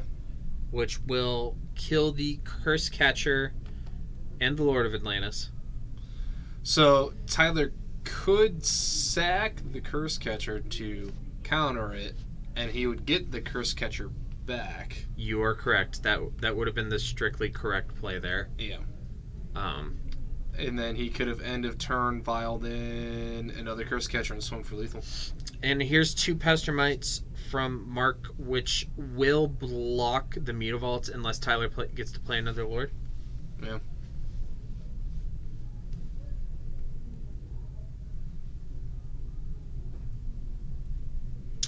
Not exactly sure where we're at in the turn. I think he's passing. Yeah, okay. So he's going to Tidebinder Mage, and Tyler's just going to have to play it out without a red or green creature because he needs a board, but I think he just needs to turn sideways to try and win here anyway. No, he's going to tap out for little itty-bitty Master Waves. Well, I mean, I don't think you want to run your Mutavaults into those Pestermites because Mark will probably just trade, and this gives Tyler a lot of attackers. If Mark doesn't have a way to kill that Master of Waves, then there's a good chance Tyler gets a swing for lethal on the next turn. Is Tidebinder 2 blue? Yeah, it's blue. Oh, okay. I was like, how do you get 5? Okay.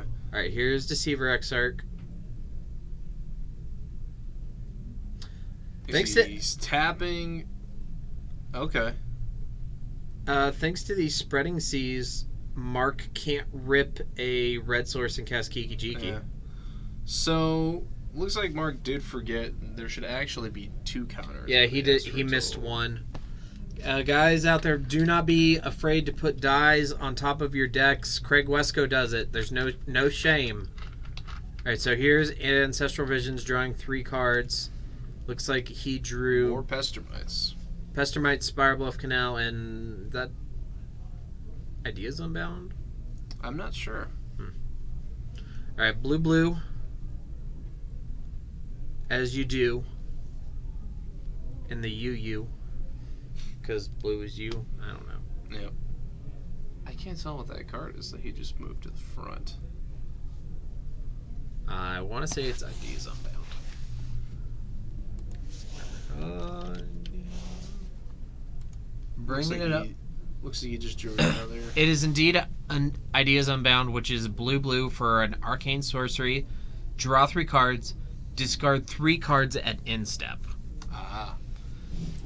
So he just. I don't think he has a way out of this. I don't see anything in his hand that gets him out of this.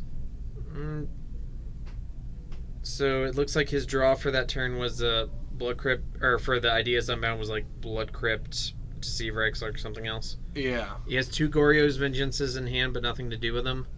Well, see, now, if he knew that there was actually supposed to be 2 counters on his As Foretold, he could Goryo's Vengeance Well, you can miss that, so on Tyler's turn. you can miss putting a counter on Right, it. I So know there's you. only one. I know yeah. you can miss it, but But you're right. If he had 2 counters on it, then he'd be able to cast a Goryo's Vengeance or something on his next turn. So he's going to discard a second As Foretold and a couple other spells. And he's going to have to pass it to Tyler. Tyler's got lethal on the board that can get through blockers. He has to have a card in his hand that we don't know about that interacts with this board. That costs one mana or less. Yeah. I'm not sure what that card would be. Lightning Bolt? I don't think that... Well, if so... 2, 4, 6, 8, 10, 12, 14. Tidebinder is a 2/2, right? Tidebinder's a 2/2. Yeah. Here's Dismember to kill a blocker. It's going to kill the Jace, taking Tyler down to 16. That might be the nail in the coffin here, folks. Yeah. I mean, I think he had lethal even with Jace on the board. Mark, A spot removal spell does not do it here. looks like Tyler tapped a Mutavault too. For the... Yeah. So three of these guys get blocked. Yeah, it looks like Mark has to have something. I'm not sure. Like you said, I'm not sure what. I'm not sure what plays here. A bounce All right. spell? He has a hand to extend, so Tyler Claypool takes this one 2-0 over Mark Torlone, who is still playing my favorite deck of the evening. I gotta say, this is a spicy one. It is definitely spicy. We'll have to see how he does for the rest of the evening. Yes, and congratulations, Tyler, for going 2-0 on the night so far. We have 20-ish minutes left in the round. We're going to try and get a second match on for you guys.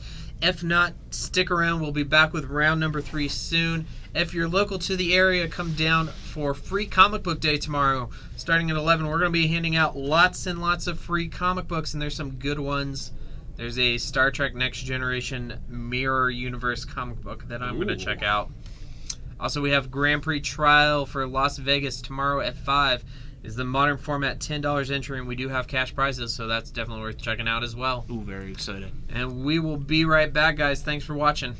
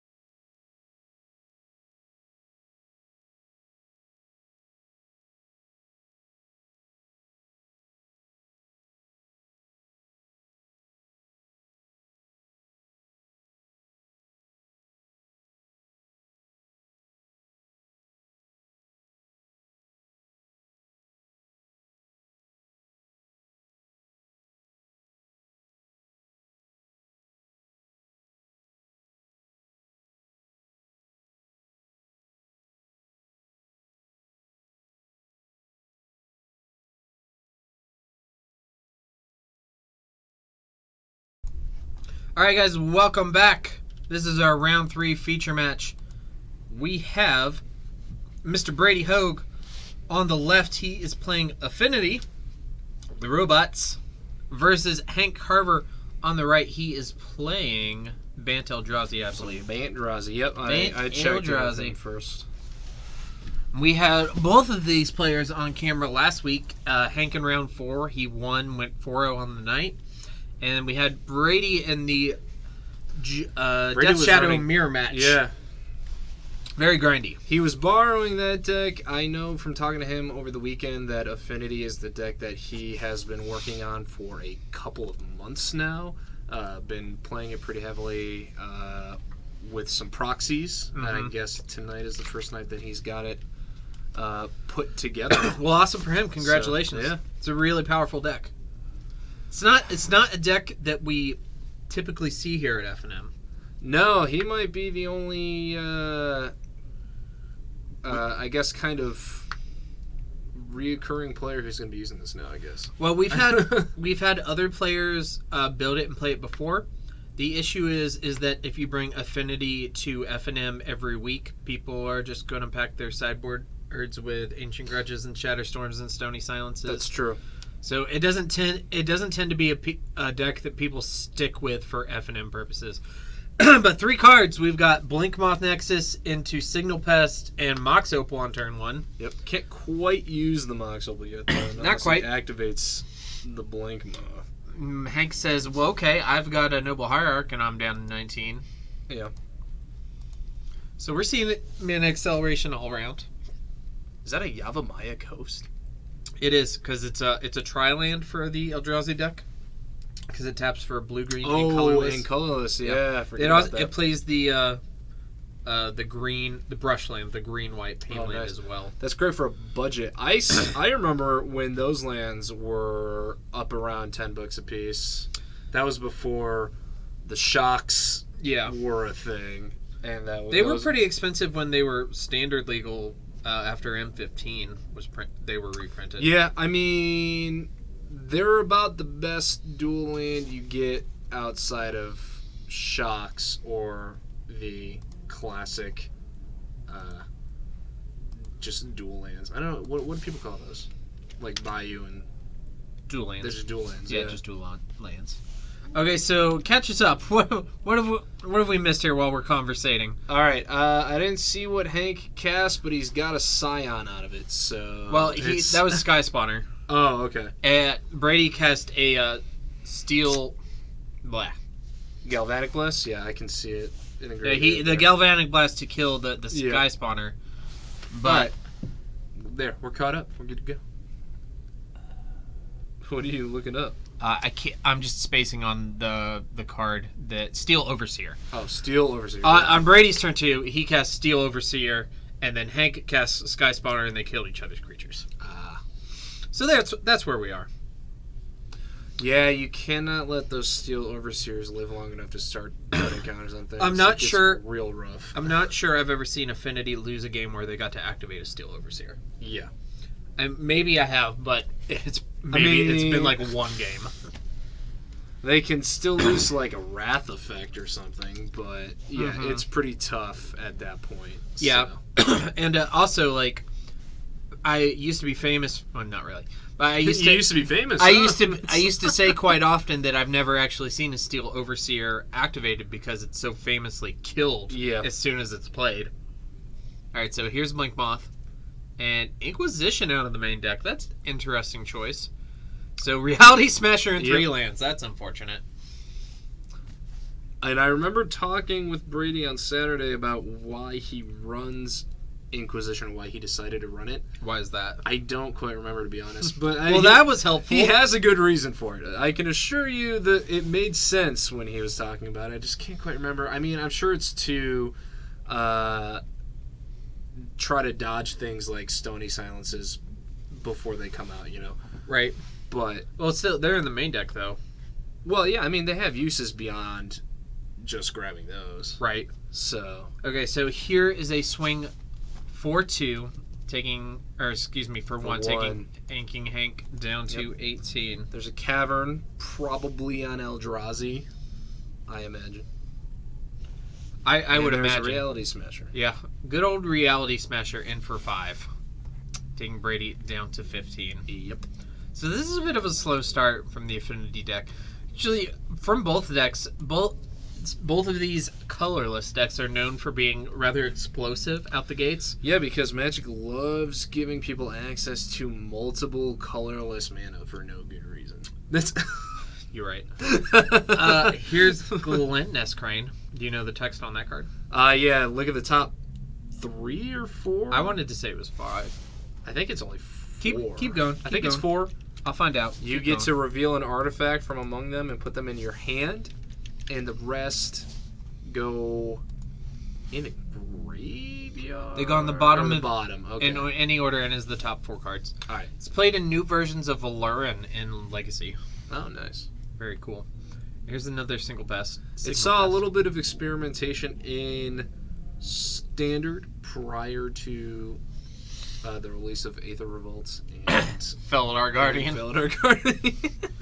Oh, are you telling me that Glint Nest Crane isn't on the same power level as Saheeli Felidar Guardian combo? Yeah, no. Okay. It's not. Here's the second Signal Pest and a Vault Scourge. Yep. So Brady's got a little bit more of a board going. A little bit. Still, Got some blockers, I guess. yeah, Reality Smasher does have trample. Yeah. Now Brady is at 15, correct?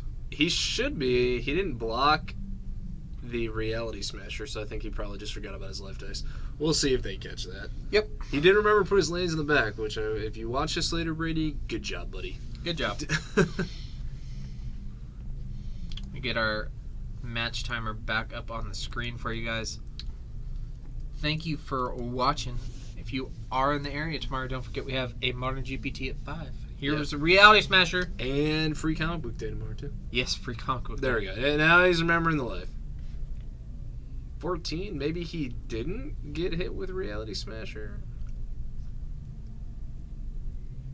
I don't know, man. I don't know. It could be this is before blocks. He's thinking about blocks. Oh, okay. So he has himself at 14. Oh, And yeah, because he's activated one of the spires. The spires, yeah. All right, All right, so and he he's drops gonna- to 8. Boom. There we go. And that Reality Smasher is a 6/6 thanks to the Exalted off of Broble. Yep. Because Noble is a bro. That's another card that could see a few more reprintings so that the price can come down. You right. That's And here is one of the cards I really did not like to play against when I was playing a lot of this format. So, Yeah. just how big is that Vault Scourge, Kurt? Oh god, I gotta count 1, 2, 3, 4, 5, 6. So it's a 7/1, With lifelink and Yep. flying and it'll get another +2/+0 from the Signal battle cry Pest. from the Signal Yeah. Pest, yeah. Oh, So that's 9. oh my. That's a lot. Oh, but here's a Path Oh. to Exile. All right. It So now it's what, 1 Signal Pest is a 0/1 on its it's own, a 0/1, but it gets battle. So They give each other battle cry. Battle The cry's Crane's a fun mechanic. goes up to 3, right? It's a 1/3. It's a 1/3, yes. So it's a 3/3. So 1, 2. It's a 2/3 with the battle cry though. Or no, it's That's a a 3/3 3/3 with the battle battle cry. Yeah. So that's 5. Still a lot of damage. Still 8 damage. Yeah. Yeah. And all of this has evasion too. Mm-hmm. Wow. Yeah. Hank would have dropped to 1 from that if he had no blocks. It was a pretty scary attack after a relatively slow start from Robots. And that's the thing with Affinity and Cranial Plating. It's like, oh, I spend 3 mana, and all of a sudden one of my creatures is just unreasonably large. Yeah, and all Hank did there was answer the one creature. Brady still gets to re-equip this cranial plating on his turn. Yeah. All right, so But he should have taken 8. right, so So he he should be at 10. down to 10. Yep, okay. Oh, 7? Okay, He's so fetching. Yeah. Well, no, that should only put him to 9. Did we miss damage somewhere? Quite possibly. There was a lot of power on the table. Yeah. Alright, we'll trust the players. As you do when you be judge. Yeah. All right, down to 6. So, I'd probably just put it on the crane. I think putting it on the crane is probably a good choice. Yeah. Yeah. It's got the fattest booty. But that attack there Yeah. with the Gavany Township is enough, and Hank does take this game Oof. 1. Super swingy, but I suppose that's to be expected from this kind of matchup. Swingy indeed. I'd Yeah. say like much like our Infect versus Elves match in round number 1. Yeah. We Not we have a little quite bit of a as race. blisteringly fast, where I think all It could all be though. 3 of the games in that matchup in round 1 were decided by turn 3, turn 4. It was. It could be pretty fast because I mean Yeah. you have like from I've been killed by Affinity on turn 3 before. Well, yeah, if they And- go Memnite. I got killed on turn 3 once by a creature that was double equipped with 2 cranial platings. Yep, that'll do it. And then I believe Eldrazi could kill Il on turn 4 without too much difficulty. Yeah, with a couple of Old Real Smashers. Reality Smasher. Mm-hmm. What a great name for a card. I like the Eldrazi thematically, but man, I don't know what Wizards was thinking with the new versions of Eldrazi. They were like, yo, we're going to get away from just big, huge, colorless Eldrazi that costs 10 mana, and we're going to give you big, huge, colorless Eldrazi for 4 and 5 mana, because that makes sense. At the low cost that you just have to have colorless mana in them, which is not... Low cost. Yeah. I don't know. Wizards is silly sometimes. My actual, I just wish they wouldn't have. I thought Eldritch Moon was not great. I really like the gothic horror theme that Innistrad has, and Yeah. I wasn't digging the Lovecraftian. Well, so I hear what you're saying hmm with the whole Lovecraftian horror. It was very much like Bloodborne for PS4, if you've played that game. I've wanted to, but I haven't gotten a chance to. So it's almost like the exact sort of thing. When Eldritch Moon came out, and I realized that that's what they were doing with Innistrad, I was like, okay, so this is Bloodborne. They've literally just like taken the story of Bloodborne, put a Magic the Gathering lore mask on it, Oh my! and said, here you go. Yeah, I'm sure Here you R&D. go, guys. I'm sure R&D was just sitting there playing Bloodborne, and they're like, you know what? We should make a set out of this. Yeah. They were like, we already have a Gothic horror set. We already have an Eldritch horror set, and this game has done both of those, and it's sweet. So we can do both of those. And Why not?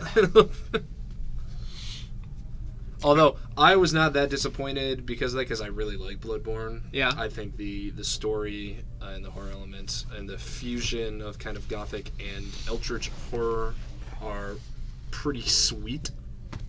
I've been wanting to So- play it. I just don't get a lot of time to play video games per se. When I have time, I've been trying to make it through Breath of the Wild, but Yeah. the game is really long, really expansive, and I play for maybe like an hour or two a week, so it's difficult. Was that you streaming Uncharted earlier? I did have I got the notification for that. I had a free hour this morning, so I popped in some Uncharted, and I decided to try some melee only action. How was that? Did not work out well. All right, so Brady's on the play. Signal Pest and Memnite. Yep. Hank's gonna That's follow. a pretty dank Memnite too. I like that Memnite. Oh yeah, a that's lot. the Scars of Meriden game day participation promo. Yep. Harsh Oh! Mentor. What? Yeah. Okay. Okay. All right. Well, Brady's gonna drop to 19 for that, right? Yeah, he He's will gotta use because of the the Spire for Spire. Yep, and here's attack for 2, taking Hank down to 17. that. Yep. No blocks. Man, harsh. Well, interesting. Yeah, I don't know, man. Like, Yeah. let's see what happens. I mean, as far as a sideboard card goes, like it's. I mean, Who says if it's you a can sideboard? cast it? Why not? Who says it's a sideboard I'm card? pretty sure it's a sideboard card. I mean, I would have thought the Inquisition was a sideboard card. Well, I know Brady's Affinity list Alright, is a yeah, bit I know. spicy, but I'm pretty sure the Harsh Mentor is probably sideboard. All right, probably. Probably. I mean, it hits him for Township. Yeah, It hits him for lots of stuff. Yeah, I'm not sure what else. It doesn't hit on mana abilities, so...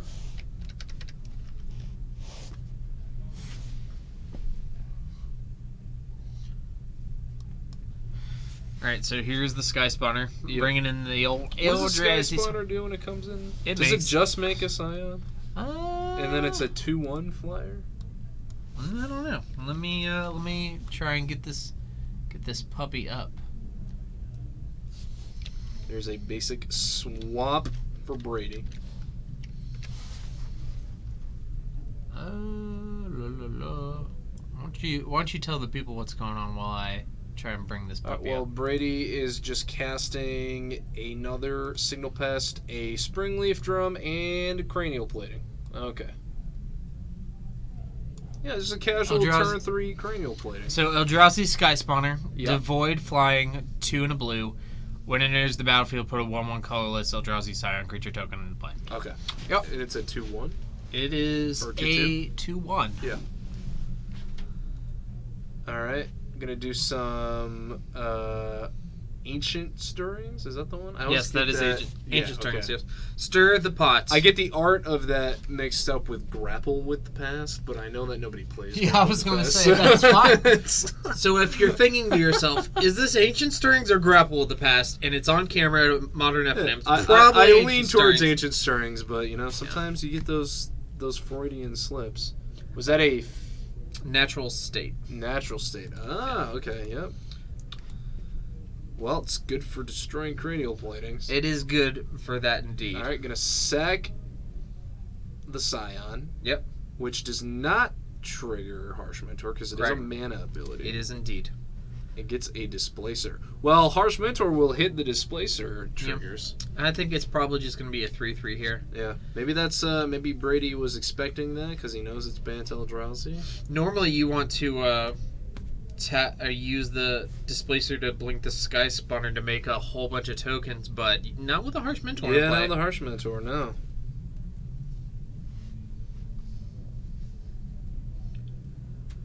Alright, so... There is a Bomat Courier? Wow, okay, alright. And you're trying to say that Brady doesn't play as spicy. I thought I just said it was spicy. I didn't think it was that spicy, though. It's That's it's pretty spicy. spicy. We have a lot of... So Bomat Courier is 1/1 with haste. I know exactly what this does. You don't Do gotta it. look this Go up. ahead. When he attacks, you exile the top card of your library face down underneath the Bomat Courier. You can't look at it, so you don't know what it is. You can pay a red and sacrifice the Bomat Courier to discard your hand. Okay. Well, discarding your hand is part of the cost, I Right. believe. It And then is. you get to take all the cards that have been exiled under Bomat Courier and put them into your hand. So if you are a deck that tends to play out your whole hand by turn 3 or 4, Like Affinity. like Affinity, and Bomat Courier is an artifact, and it can attack the turn it comes into play, why not? Why not indeed? Alright, I'm going to step downstairs and adjust those dice really quick for our players so we can update the life totals. Okay. And looks like Hank is going to block a Signal Pest with the Eldrazi Sky Spawner. So he'll take 4 unless he blocks something else. And I'd probably block the Bomat Courier. Yep, there he goes. Yeah, you don't want to let the Bomat Courier get too many attacks in because, after a couple of turns, Brady can basically pay a red mana and say, okay, Ancestral Recall. Yeah, except for red, not for a lame color like blue. Yeah. I don't like red either. I'm a blue player at heart. I've been in denial about it for a long time, but I don't think I'm not gonna run away from it anymore. You gotta accept it. Gotta be true to yourself. Like Mulan says, you gotta be true to your heart. Yeah. Alright, so So he's going to just sack the Bomat Courier to draw whatever that card is. I didn't quite catch it.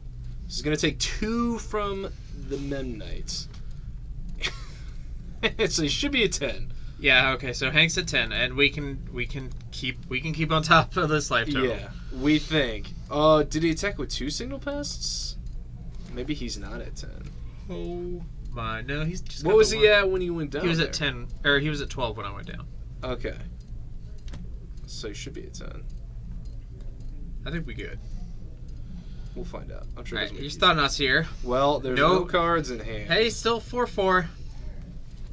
Yeah, I mean he's a big body on the ground, but he's got a. He Attacks doesn't. for 5 with that Exalted. He doesn't have anything in the air though, Right. and that's where Affinity gets you, man. Well, as of right now, Brady just has the 2 creatures with evasion. Yeah. And no cranial plating, so. I kind of like attacking with the Displacer there because it gets him for 4. Does the single pest give itself +1/+0 battle card too? No, it's all Or other it's creatures. just all other creatures. Okay. Yeah. So he's gonna get in for 2. Yep, and then Brady will go up to 20, Yeah. and Hank will go down to Hank 8. will go down to. Oh, I think he put it on 6.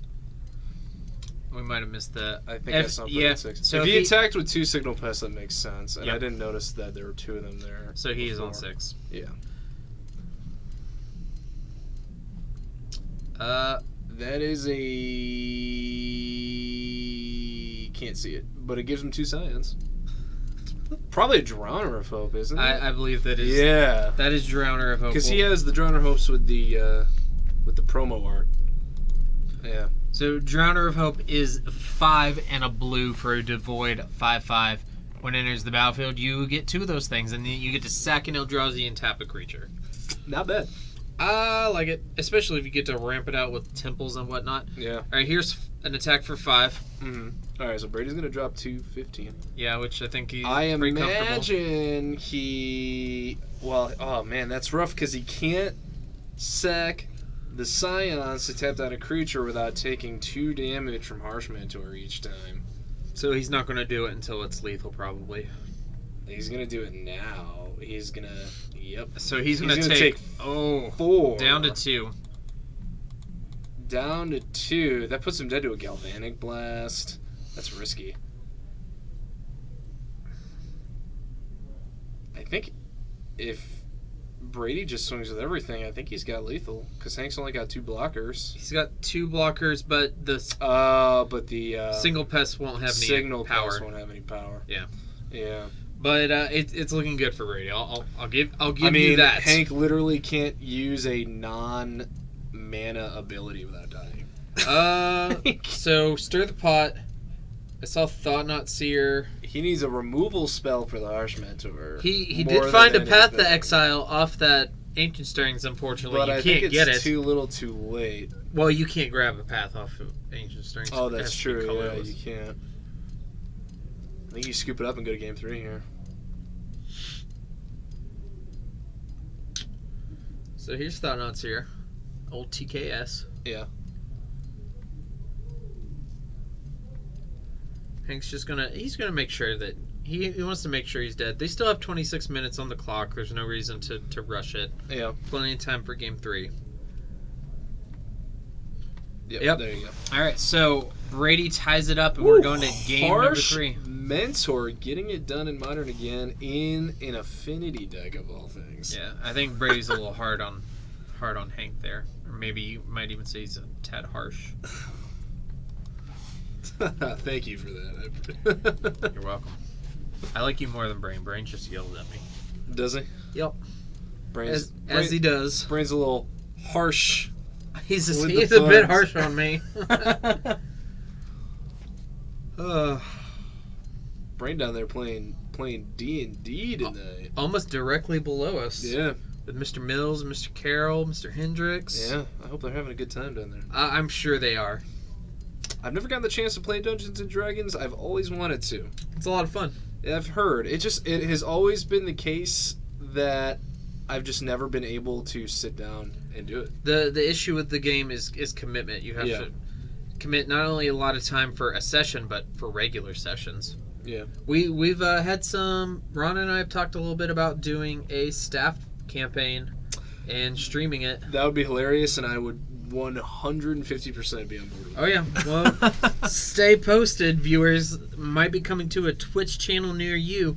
Four Horsemen Comics and Gaming staff Dungeons and Dragons campaign, That would just, and I promise you, degenerate. it will not be safe for work. yeah, it'll we definitely have to put the NSFW on that one. Yeah, like watch a bunch of privileged people. Alright, looks like Brady Mulligan down to 6. Can Yes. I count? Yes, With I 2 can. Springleaf drums, a swamp, a galvanic blast. No, Nope. 3 Springleaf drums. I don't think you keep the 3 Springleaf drum hands. No, not if you can't cast any creatures either. So unfortunately, he's down to 5. It looks like Hank kept on 7. Yep. It's a tight spot. I hate having a mulligan to 5. I hate having a mulligan to 6 even, but I'll do it. I'll mulligan to 5 too, but I mean, yeah, like if the hand is bad, don't keep it. So Mimnite, I about said Mimnarch. Looks like he's keeping scrying on the top. Bomat Courier, Springleaf Drum. It's hard to say. He likes to move his heart. yeah. All right, so there's an engineered explosives on 0. or is it on 1? It is on 1. It is on 1. Yes. Which does kill an awful lot of things. For some reason, okay, yeah, I was getting that mixed up with Chalice of the Void. We have to pay 2x. Yep, no worries. Yep. All right, here's Inkmoth Yep. into Signal Pest and Okay, well, what? if you're going to keep a hand on 5, I guess. Midnight. What's the card in the middle? That is an Ornithopter. Oh, okay. That is the Aether Revolt's Ornithopter. Would you believe me if I told you I've never seen that? Yeah. Oh no! I have seen that from a recent Loading Ready Run podcast. Yeah. I think it's sweet. I like Yeah, the art. no, yeah, it is nice. It's the a kite from like an Indian festival. Mm. That's the inspiration for it. Is It's it? very yeah. All right, so here's the second land for Hank. So he can blow this to kill the Signal Pest if he would like. I imagine he's going to. You can't let it go for too long because this is. No, that's I mean, I guess this is only 3. coming in. Yeah, it's only 3, so it's not a super fast clock. Yeah. See, almost like an engineer explosives on 0 a little more. It's hard to say because there's a lot of 0 mana permanents and a lot of 1 mana permanents. I guess cranial plating is a 1 mana permanent too, right? 2. Oh, it's 2. It is 2. Okay. Here, speaking of 2 mana permanents to win the game. Overseer, yeah. Yeah. Jeez. So I think. All right, so he's gonna go ahead and blow it at the end of turn. He has a path, Yeah. So For the this Overseer. way he has all of his mana. but he doesn't have mana to pay it. Oh, here's Stony Silence. So What is that? activated How abilities. did he get white mana? What is that land that Brushland. he's got? Oh, is that Brushland? Yeah, that's the green white. Oh, okay. So he's gonna go to 13 for Yep. both of those. Well, I mean, Stony Silence is pretty good. Yeah, it doesn't stop the Steel Overseer from beating down, but Yeah, it doesn't stop it from getting in there. Get in there, Steel but Overseer. it definitely sucks. Oversee Hank's death. I mean, if they Stony Silence your Overseer, you might as well attack with it. Yeah, I mean, you're right. I'm just get in there, bear. Bear of no color. Yeah. All right, so here's Blink Moth, and here's an attack for 4. Back when I played casually, and I didn't know that Hate Bears was a thing, I made an actual Grizzly Bear deck. It was green and red, and it was every bear that you could pack into a deck, and then a couple of worms on the top end So for some big things. I'm gonna wait till this game is over, and then we're gonna talk about the bear deck. Okay. All right, so here's Eldrazi Displacer. Yep. No Harsh Mentor to shut that down, but he did just draw a Galvanic Blast. Well, there. Brady has no colorless mana currently, or colored mana. Excuse me. He doesn't have a Springleaf Drum or a Mox Yeah, Opal. so He's in the tank. The going sideways against the Eldrazi deck is hard yeah. when you don't have some sort of payoff card. Because all of the creatures Alright. are so big. So he's gonna activate the Blank Moth. and just attack with that. Get in for some infect, There's a but it's going path. to get path. No, that's Blink Moth does not have infect. Ink Moth Oh, has. Ink Moth has infect. Yeah, the Man, I purple hate that one they is. did that. It's a little confusing. It's very flavorful though. Yeah. So Hank drops to 9 to cast that. Yep. You can hear people downstairs enjoying our dice game. The dice game. That game is super fun. I played a lot of that on Saturday after the team. Yes, man. I'm going to tell him about the GP Bear guy. That is in Ice Age Mountain. Oh, a GP Bear guy? I will. Can't wait to hear about this. The story would interrupt the game. Oh, jeez. So all right. So I will hold on. All right. So All right. Going to cast Reality Smasher. Oh my! Here we go. Yep. It does not look that good for Brady. It doesn't. And for 6, Brady's down to 14. Granted, that's the first damage he's taken, so Yeah. that's And something. he does have red for this Galvanic Blast now, so he can kill the Displacer. Yeah, that's Should he? 4 damage with Metalcraft, right? Yeah. Yeah. Metalcraft. I can't believe they were like, we can't do Affinity, it's too strong. Then they looked at Metalcraft and they're like, yeah, this is okay. Let's just make a Mox that taps for all 5 colors. We'll make like better than Lightning Bolt for Metalcraft. Better than Swords to Plowshares for Metalcraft. Dispatch. Yeah. Yeah. Let's take all the best cards. The Moxes, Lightning Bolts, Swords to Plowshares, and let's just make them better. Yeah. If you have Metalcraft. We'll gate them with this limiting ability that is actually not a limiting ability. Not really, not particularly.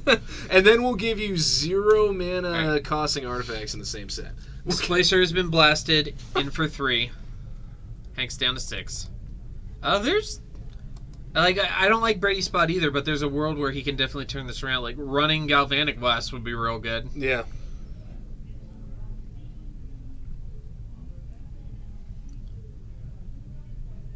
Yeah, Galvanic Blast and a Galvanic Blast. And I'm tempted to say that Hank's not at 6 life just because I can see the 6 on the side of the die that is showing. Well, Brady is definitely down to 8 after that attack. Yep. And it looks like he's got... Blessed Alliance? Is that a Blessed Alliance? Yeah. I think it is a I Blessed think it Alliance, is. It's a little overkill right now. Yeah. We'll see. We'll see. He is at a low life total, though, so I suppose not. Alright, so There's another Steel Overseer. super sweet Steel Overseer there. Well, he can group up on the... So, Steel Overseer is a 1-1, not a 2-2. Oh, jeez. So there's where we were goofing up on the life totals. So there is... He's going to pay all the modes, I guess. So, Untap. yep. Sacrifice an attacking creature. Brady And Brady scoops says, it up. nope. And Hank Carver takes this match 2-1. All right. Bantail Drazi over the robots. I don't think our camera up here is set up. Boom. No, it is not. That is a black Nope. screen. Yep. So we're gonna let you guys look at why not, but I'm gonna tell this story. All right. Tell me about this bear So story. 2014, everybody down here is gearing up to go to Grand Prix, New Jersey. Okay. It's a Legacy Grand Prix. It's going to be one of the largest Grand Prix of all time. It's one where Star City Games is running it, and they're giving out a Brainstorm, a Mercadium S Brainstorm playmat. Did they have... I remember reading about that because I was doing some research for a school project, and did they have, like, over 7,000 people attend that event? No, it was like or 4,000. 4,000? Okay. But which is huge. Yeah, that's big. At still. the time, I think it was the 3rd largest Grand Prix of all time, after Richmond and Vegas. But anyways, so the week before that was a Star City Legacy Open, and a guy showed up there in a bear suit playing Tribal Bears. And so that happened. Too good. We know this because they talked about him on the coverage, and then he shows up again at Grand Prix New Jersey the next weekend. Same thing. Yeah, so playing tribal bears in Legacy, wearing a bear suit with like actual like claws that wrapped over top of his fingers. That is amazing. And then so I played in that event. I did not do particularly well. No. So, but it's actually kind of interesting. So, I had 3 draws in that event, and I was so at the time needless to say, I get matched up against this guy. You do. I do. So good. But I was in the bracket of people that had 3 draws, and I was at the very bottom of that, and he had 0 draws. But and 0 wins, probably. 0 wins. But he was literally the top of that bracket in this 4,000 person tournament. And we got paired. Gotta love tiebreakers. Oh, it was phenomenal. Oh my god. And I played against him, and it was a deck of bears. Let me see. What did he have? Had to have grizzly bears. Yeah. Runeclaw bears, I imagine. Yeah. Ashcoat bears? The flash one? Yeah. Is it 4 mana? It's 2 mana. It's 2 mana, then yeah. Yeah. There's a grizzly bear with a different name. Bar. I forget. That might be Bear Cub. He had the Portal like one. that. Bear Cub Yeah. from Portal. Yeah. Golden bears, I think, are the 2/2 for 4. Maybe something I like don't that. know. Let's see. Cons was out at this point, so he could have had some Cons bears in there. Yeah, Cons was out because this was the Treasure Cruise GP. I mean, there's that sweet one that's a 4/4 for 3, I think. There's one that can regenerate. Actually, I can just bring up the creature types here. Yeah. We'll look at all the bears. Bear. Yeah, man, I loved that deck. It was not good. I mean, the worms made it a little better. Actually, and I think I can just... Oh, okay, yeah. Alpine Grizzly. That's the new one. Balduvian Bears. Yeah, man. My bear deck that I made was back when Time Spiral came out, and because I wanted to play Ashcoat Bears real bad, and I needed a reason to. And I said, well, if I'm playing Ashcoat Bears, I might as well play all the bears. That's logical. Yeah. All right, what are we looking at here?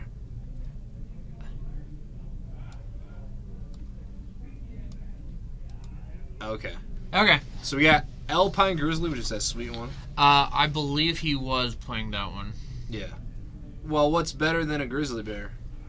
A Grizzly bear 4/2. Grizzly bear with flesh. He was playing... He was definitely playing Ashcoat Bear. Balduvian Bears? I believe he was playing Balduvian Bears. Let's scroll it down. I think there's like 3 or 4 I broke this. grizzly bears that are just like the same thing. There's Bear Cub. He was... And that's the Portal one. He was playing that one as well. Dragon Scarred Bear is pretty sweet. Formidable Regenerate. I don't think he was playing that one. Nah. Druid's familiar. He was definitely playing. That's the Soul Bond one. Yep. There's Forest Bear. Maybe. Golden Bear. 4/3 for 4. I do not think he was playing Golden Bear. There's Grizzly Bear. The Of course. Pale Bears. We call that a Polar Bear. I don't know. Could be a good sideboard card. I was playing Maverick, so he would not have boarded it in against me. Phantasmal Bears. No, he was mono green. Oh, man. Razor Claw Bear. Okay, it's got like Bushido, sort of. Yeah. River Bear. I don't know, mate. River has got Island One. 3/3. Yeah, maybe he had it in the sideboard, but Runeclaw Bears. He would not have brought it in. Runeclaw Bear is just a grizzly bear, right? Yeah. Where's my... It's because Magic... I remember when they did Runeclaw Bear because they wanted to get Magic farther away from real-world references. Well, they also wanted to, take it away from Dominaria, too. Yeah. So, Spectral Bears. He was not playing Spectral Bears. And he was definitely not playing Standard Bearer. Yeah. Striped Bears. No. I think we might have hit them all. Uvenwald Bear? Uvenwald Bear... Probably not, although that guy's not... He's not the worst of the bears. No. Ursine... Philgia. No. Oh, he had to be using Werebear. Unfortunately, I don't think he was playing Werebear. I know. He's like Man Bear Pig. Look at that type. Human Bear Druid. Threshold was probably pretty hard to get in the bear deck. I mean, your bears die to like everything. Well, you're Shouldn't playing be Legacy, better. so they're getting exiled by Swords to Oh, Plowshares. that's true. Yeah. They're getting put on the bottom of your library with Terminus. Not anymore. Woohoo. Yep. See Sensei's. Sensei's Divining Top is a card that I said needed to just not be played by anything ever for a long time. That card is so dumb. So I have different opinions about it being banned in Legacy. Although I would welcome its ban in Commander, even though I play it in all my decks. Just it makes games take forever. Yeah. End of your turn, I'm going top and top. There was a big concern for that in Standard. I think or maybe it was extended. There was a time, I don't remember if Time Spiral and Kamigawa were technically in Standard together. They were. They were. Okay, so, yeah, when Time Spiral and Kamigawa were in Standard, there was a huge issue with Divining Top being really, painfully slow. And I think it was getting used in the blue-black control that was really good, had Mystical Teachings in it and Damnation and all those. It was, I know it was banned and extended. Yeah. To my knowledge, I don't believe it was ever banned in Standard. I don't think it was. No, because when they banned Jace, that was the first time a card had been banned in Standard in a really long time, I think. Since Mirrodin Standard, maybe? What was banned in Mirrodin Standard? They banned Disciple of Volt, Artifact Lands, maybe Ravager was the... I want to say they banned Skull Clamp too. They may have. I know Skull Clamp was stupid. It's a pretty dumb card. It's banned in Legacy, so you know, it's pretty strong. You having a hard time with that graphic? Very. So such a hard time. In fact, I'm giving up. Why is the Hulk and the Green Lantern on a thing together? Did you read it? I don't agree. All right, we're done here. We'll see you guys for round number 4. Peace. See ya.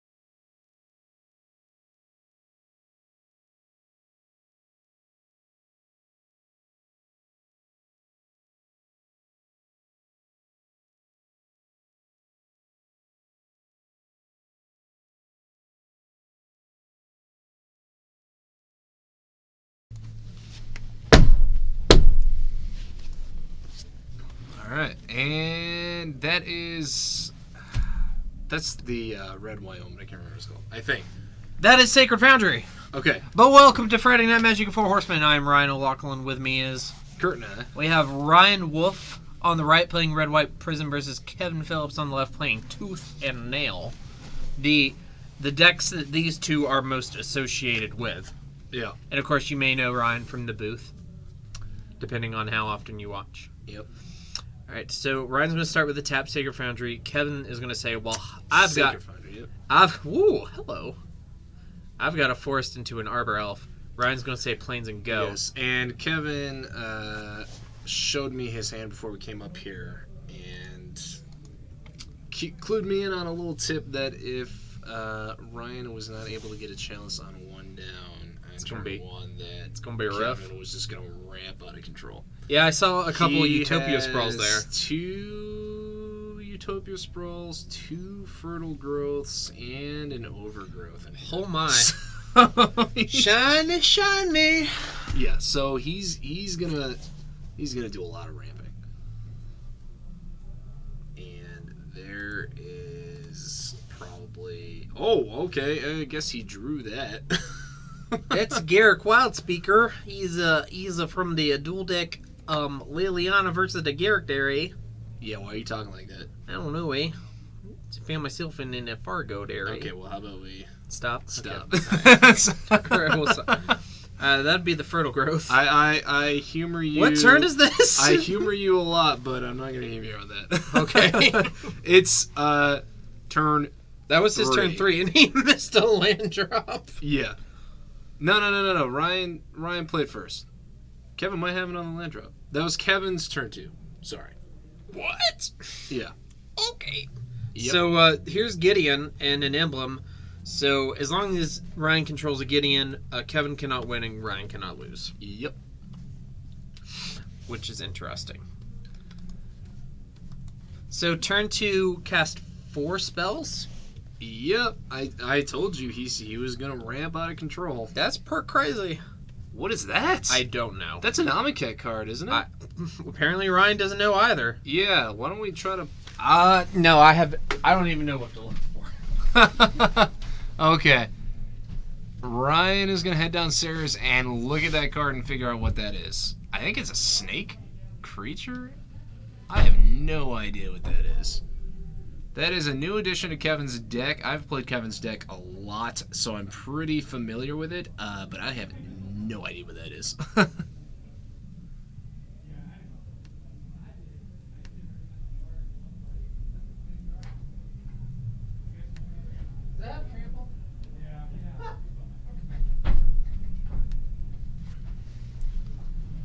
And there comes a Fertile Ground. All right, Ryan, what do we got here? Have you ever heard of a little card called Panglacial Worm? I have. That's from Cold Snap. Cold Snap. It says it's a 9/5 with trample that says while you're searching your library, you may play Panglacial Worm. Oh, okay. Well, what's the mana cost on that? Like 6. Oh, jeez. He just hardcast it, right? Yep. Well, he plussed Gideon on that Panglacial Worm, so that's going to be doing a whole lot of nothing. And then he casts. Does that prevent all the damage it deals? Yes. Yeah, the new Gideon is +1, prevent all damage target permanent would deal until your next turn. So Kevin's looking for Emrakul to get some Annihilator action going. Yeah. That'll take care of Emrakul. Or Gideon. Chad. Yep. As he is so called. Why is he called Chad? He looks like a Chad. I guess I can see it. His facial hair makes no sense. Have you Well, ever looked at it? Yeah. His burns like go where his mustache wouldn't be, and they just go all the way up his I face. just kind of figured it's a Theros thing. Maybe. I'm He's not like here half wolf man. I'm not here to judge their culture. I am. All right, so it looks like So we're gonna overrun. okay, he's So- gonna overrun to kill Gideon. That's pretty good. Yeah, why not? He's got more mana than he could ever need. He doesn't really need that Arbor Elf. Here's Judge Mountain. A Judge Mount? I believe that is the Judge Foil Mountain. Okay, you gotta do your test, man. I know. We go some. I gotta get up to Peaburg and. We'll go do some judge conferences, get some foils, get some free money.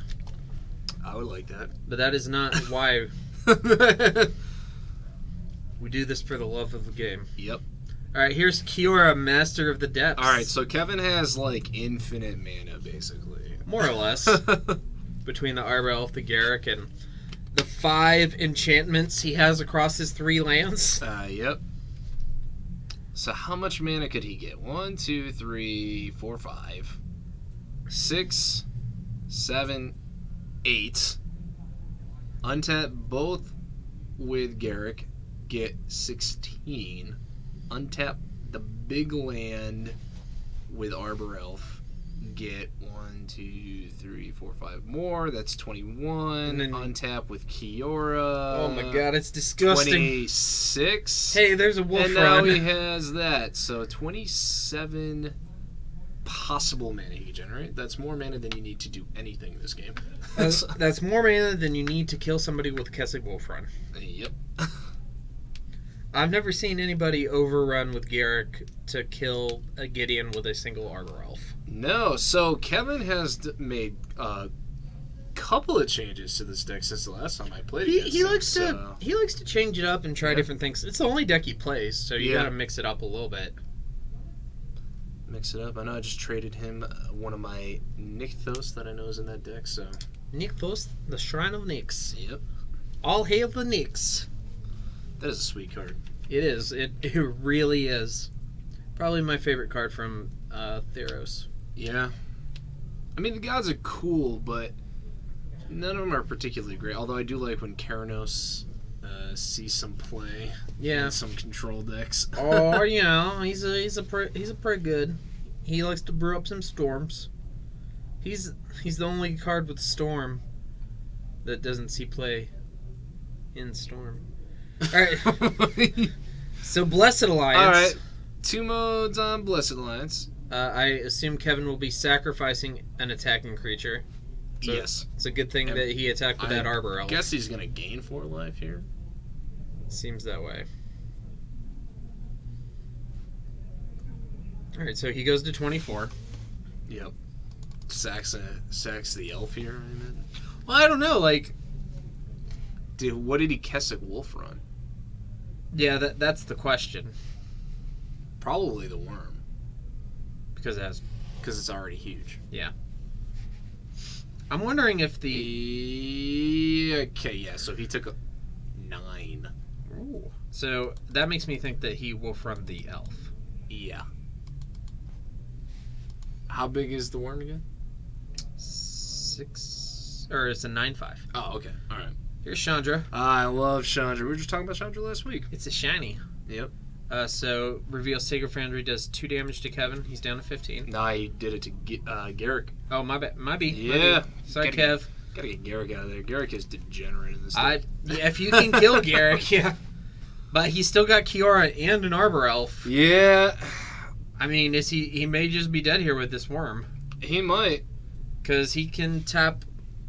He gets to untap twice, and they tap for. Oh my, that's a 5, a 6. Yeah, he's 7, still 8, got a lot 9, of mana. 10, 11, 12. Oh my gosh. Yep. I'm pretty sure. And the worm has trample, so I'm pretty sure it's just. This is it. Unless Well, Ryan's holding a path. Wolfrun gives him trample anyways. Yeah, I know. So yeah. He's got double trample. Alright, so He's gonna minus. Utopia Sprawl, Windswept Heath, Nykthos Shrine of Nyx, Voyaging Satyr. Okay. I'm gonna take the Nykthos and the Satyr. Yeah, why not? Everything is a 2 threat. peas in a pod right there. Everything is a threat with the Wolfrun, Nick. yeah. Yeah. Oh my. Well, so Nykthos. Oh wait, yeah, all those enchantments. If Matt is still watching, I bet he loves this. There's a. Can Nykthos can tap for 1, 2, 3, 4, 5, 6, 7, 8. Is there 2 green in the worm? 2 green on the worm. Okay, yeah, so 8, and there's Garruk again. Hello. So now Ryan's like, yeah, nope. All right. Nope, we done. Alright, so Kevin takes game 1 over Ryan with tooth and nail over the red-white prison. Kevin just got a get out of jail free card. Broken out of the prison. Yeah. He is.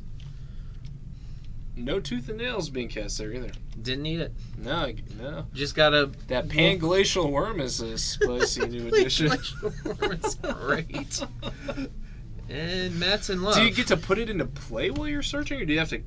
You may cast it while you're searching your library. So, rampant growth. You're Yeah. looking for your land. You can cast it Yep. while you're searching. Okay. Thank you, Cold Snap. Aurochs, Panglacial Worm doesn't get much better than that. Oh my goodness. Cold Snap, home of the most expensive uncommon card Maybe in this game we'll get to see existence. Mishra's Bauble. Yeah. Ugh, that's disgusting. Actually, Force of Will was an uncommon. Oh, really? In- All right, in I alliances, yeah. stand corrected. It's not legal in Pauper because it is a uncommon. Yeah. There were Garrickson and Forest. Oh, no Dungrove Elder. Mishra's sorry. Bauble spiked so fast, though. I mean, that card was like $5, Which was still until gross. like Taxing Probe got banned, and then all of a sudden it was $50. Yep. That's absurd. It's pretty crazy. It's because nobody bought Cold Snap. Yeah. We did it. You know when the ice bucket challenge was all the rage? Mm-hmm. We did one here, except that we did a Cold Snap sealed, Ah, where everybody got 6 packs of Cold Snap. And then we donated all the entry fees to the ice bucket challenge. oh my. It was. Well, that's yeah. I had a Rhyme Scale Dragon in my deck. Oh, nice. It was pretty cool. Unfortunately, nobody opened a Dark Depths. No. Everybody's like, come on, foil Dark Depths. Yep. Oh. Yeah. Even the Merit Lage token from Cold Snap was worth a bit. I For don't a think while. you can't open it out of the packs though. No, I had one. It was a pre-release foil. I don't even know how I got it. Pre-release. I didn't go to a pre-release. I inherited it. Yeah. Yeah. I had a collection that was gifted to me. That was the only way to get one until it was reprinted in from the Vault lore. Yeah. Unless you count the Jerry Thompson token. But that was worth a lot less, so. Yep. Different foiling process. Mhm. All right, everybody shuffling up for game number dose. We'll have Ryan Yep. on the play. We'll see if Ryan can get a turn 1 chalice. Yeah.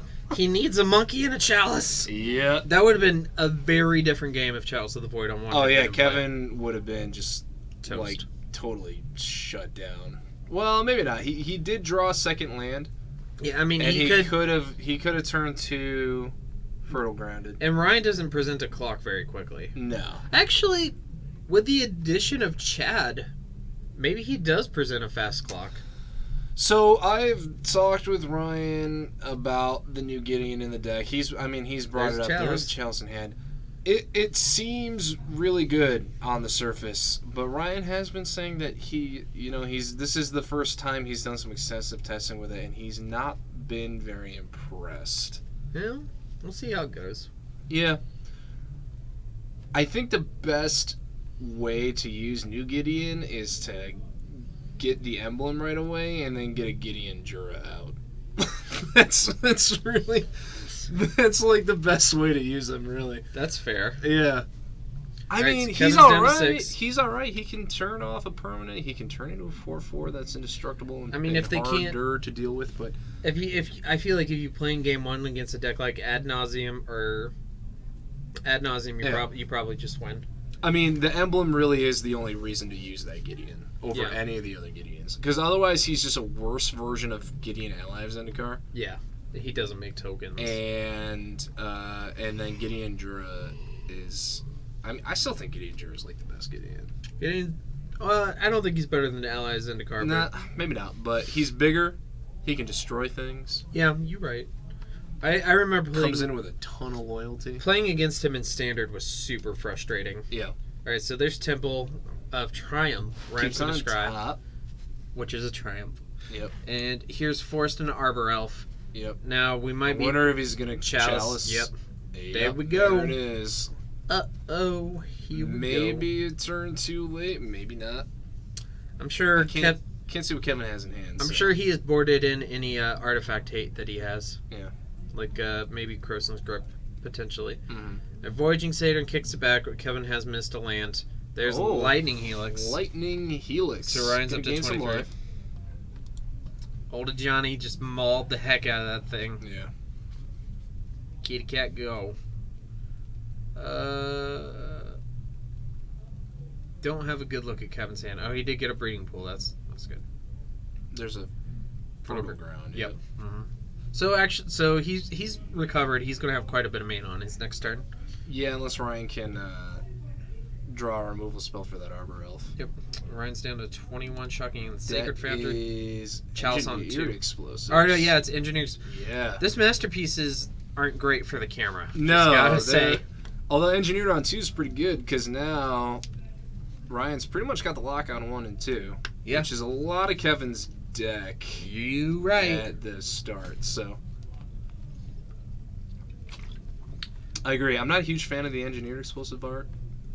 Chalice of the Void's okay. It's just that they look like They on look a very glance, they similar, look very similar. Yeah.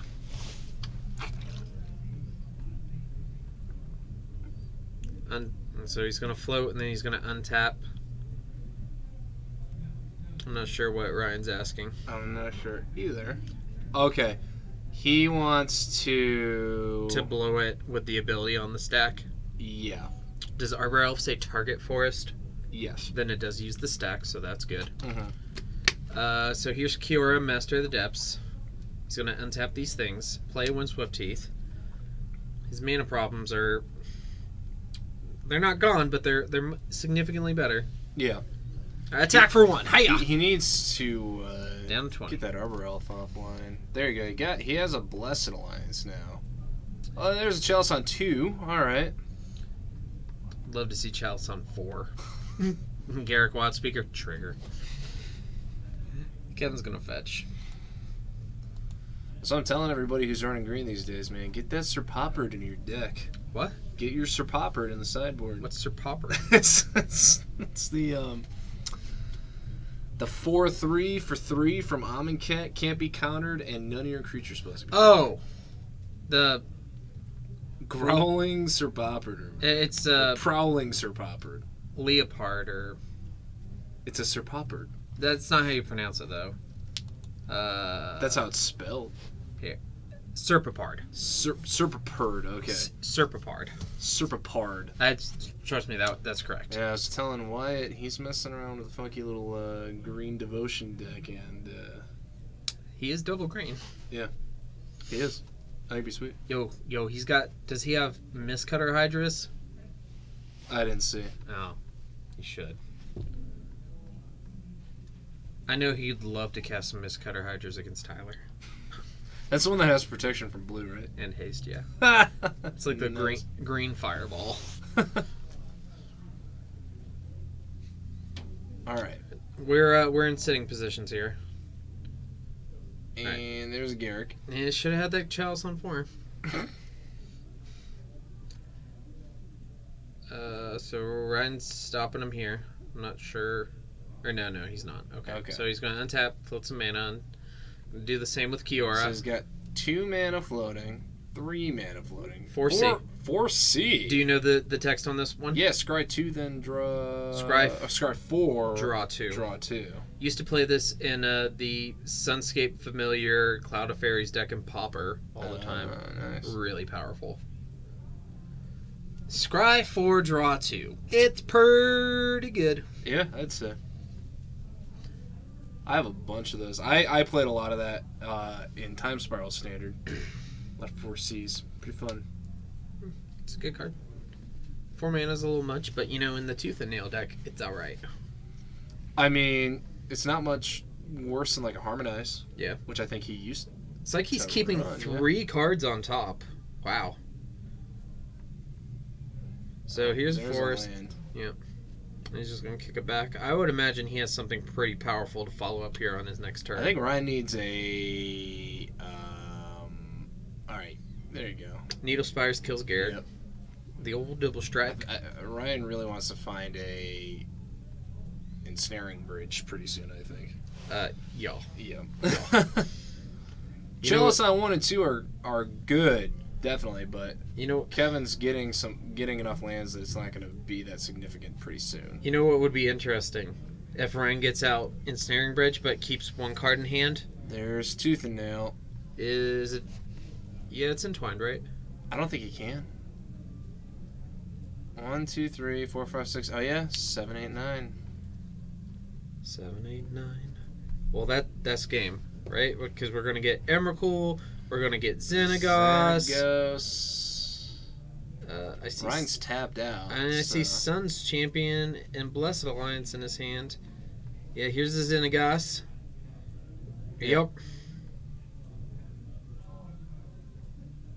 I guess maybe if he was afraid of Tooth and Nail, he could have played Gideon on that last turn instead of killing Garrick, but I like killing Garrick. Yeah, I don't.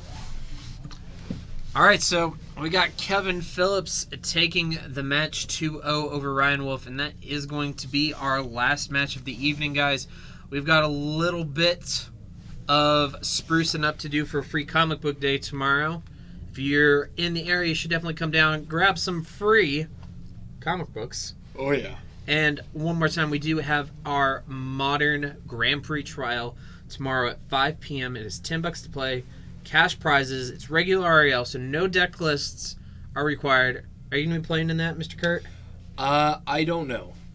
You should. It'd be fun too. Yeah. I gotta see what I got going on tomorrow though. I understand. Yeah. Hey, there's a Durgar Hedge Mage. Yep. From what Jim Henson movie was he? Look at him. I mean, I know what the card is, but I guess he looks a little. Not Jim Henson. a Muppet movie, but a Jim Henson movie. Yeah. So you're thinking of what? Dark Crystal? Labyrinth. Oh, Labyrinth. Okay. He's a Hoggle. Oh, I've not actually seen Labyrinth. Oh, you're a bad person. I've been told. Go watch Labyrinth. And to Johnny. All right, guys, thanks for watching. We'll be back next week with more F&M action. The week after that, we're going to have some Friday night Pokemon for you guys. One more time, I'm Ryan. And I am Kurt. Make sure to check out Forestman Comics and Gaming in Morgantown, West Virginia. Also, our other awesome locations in Waynesburg, Pennsylvania, and Clarksburg, West Virginia. One more time, thanks for watching, guys. Bye.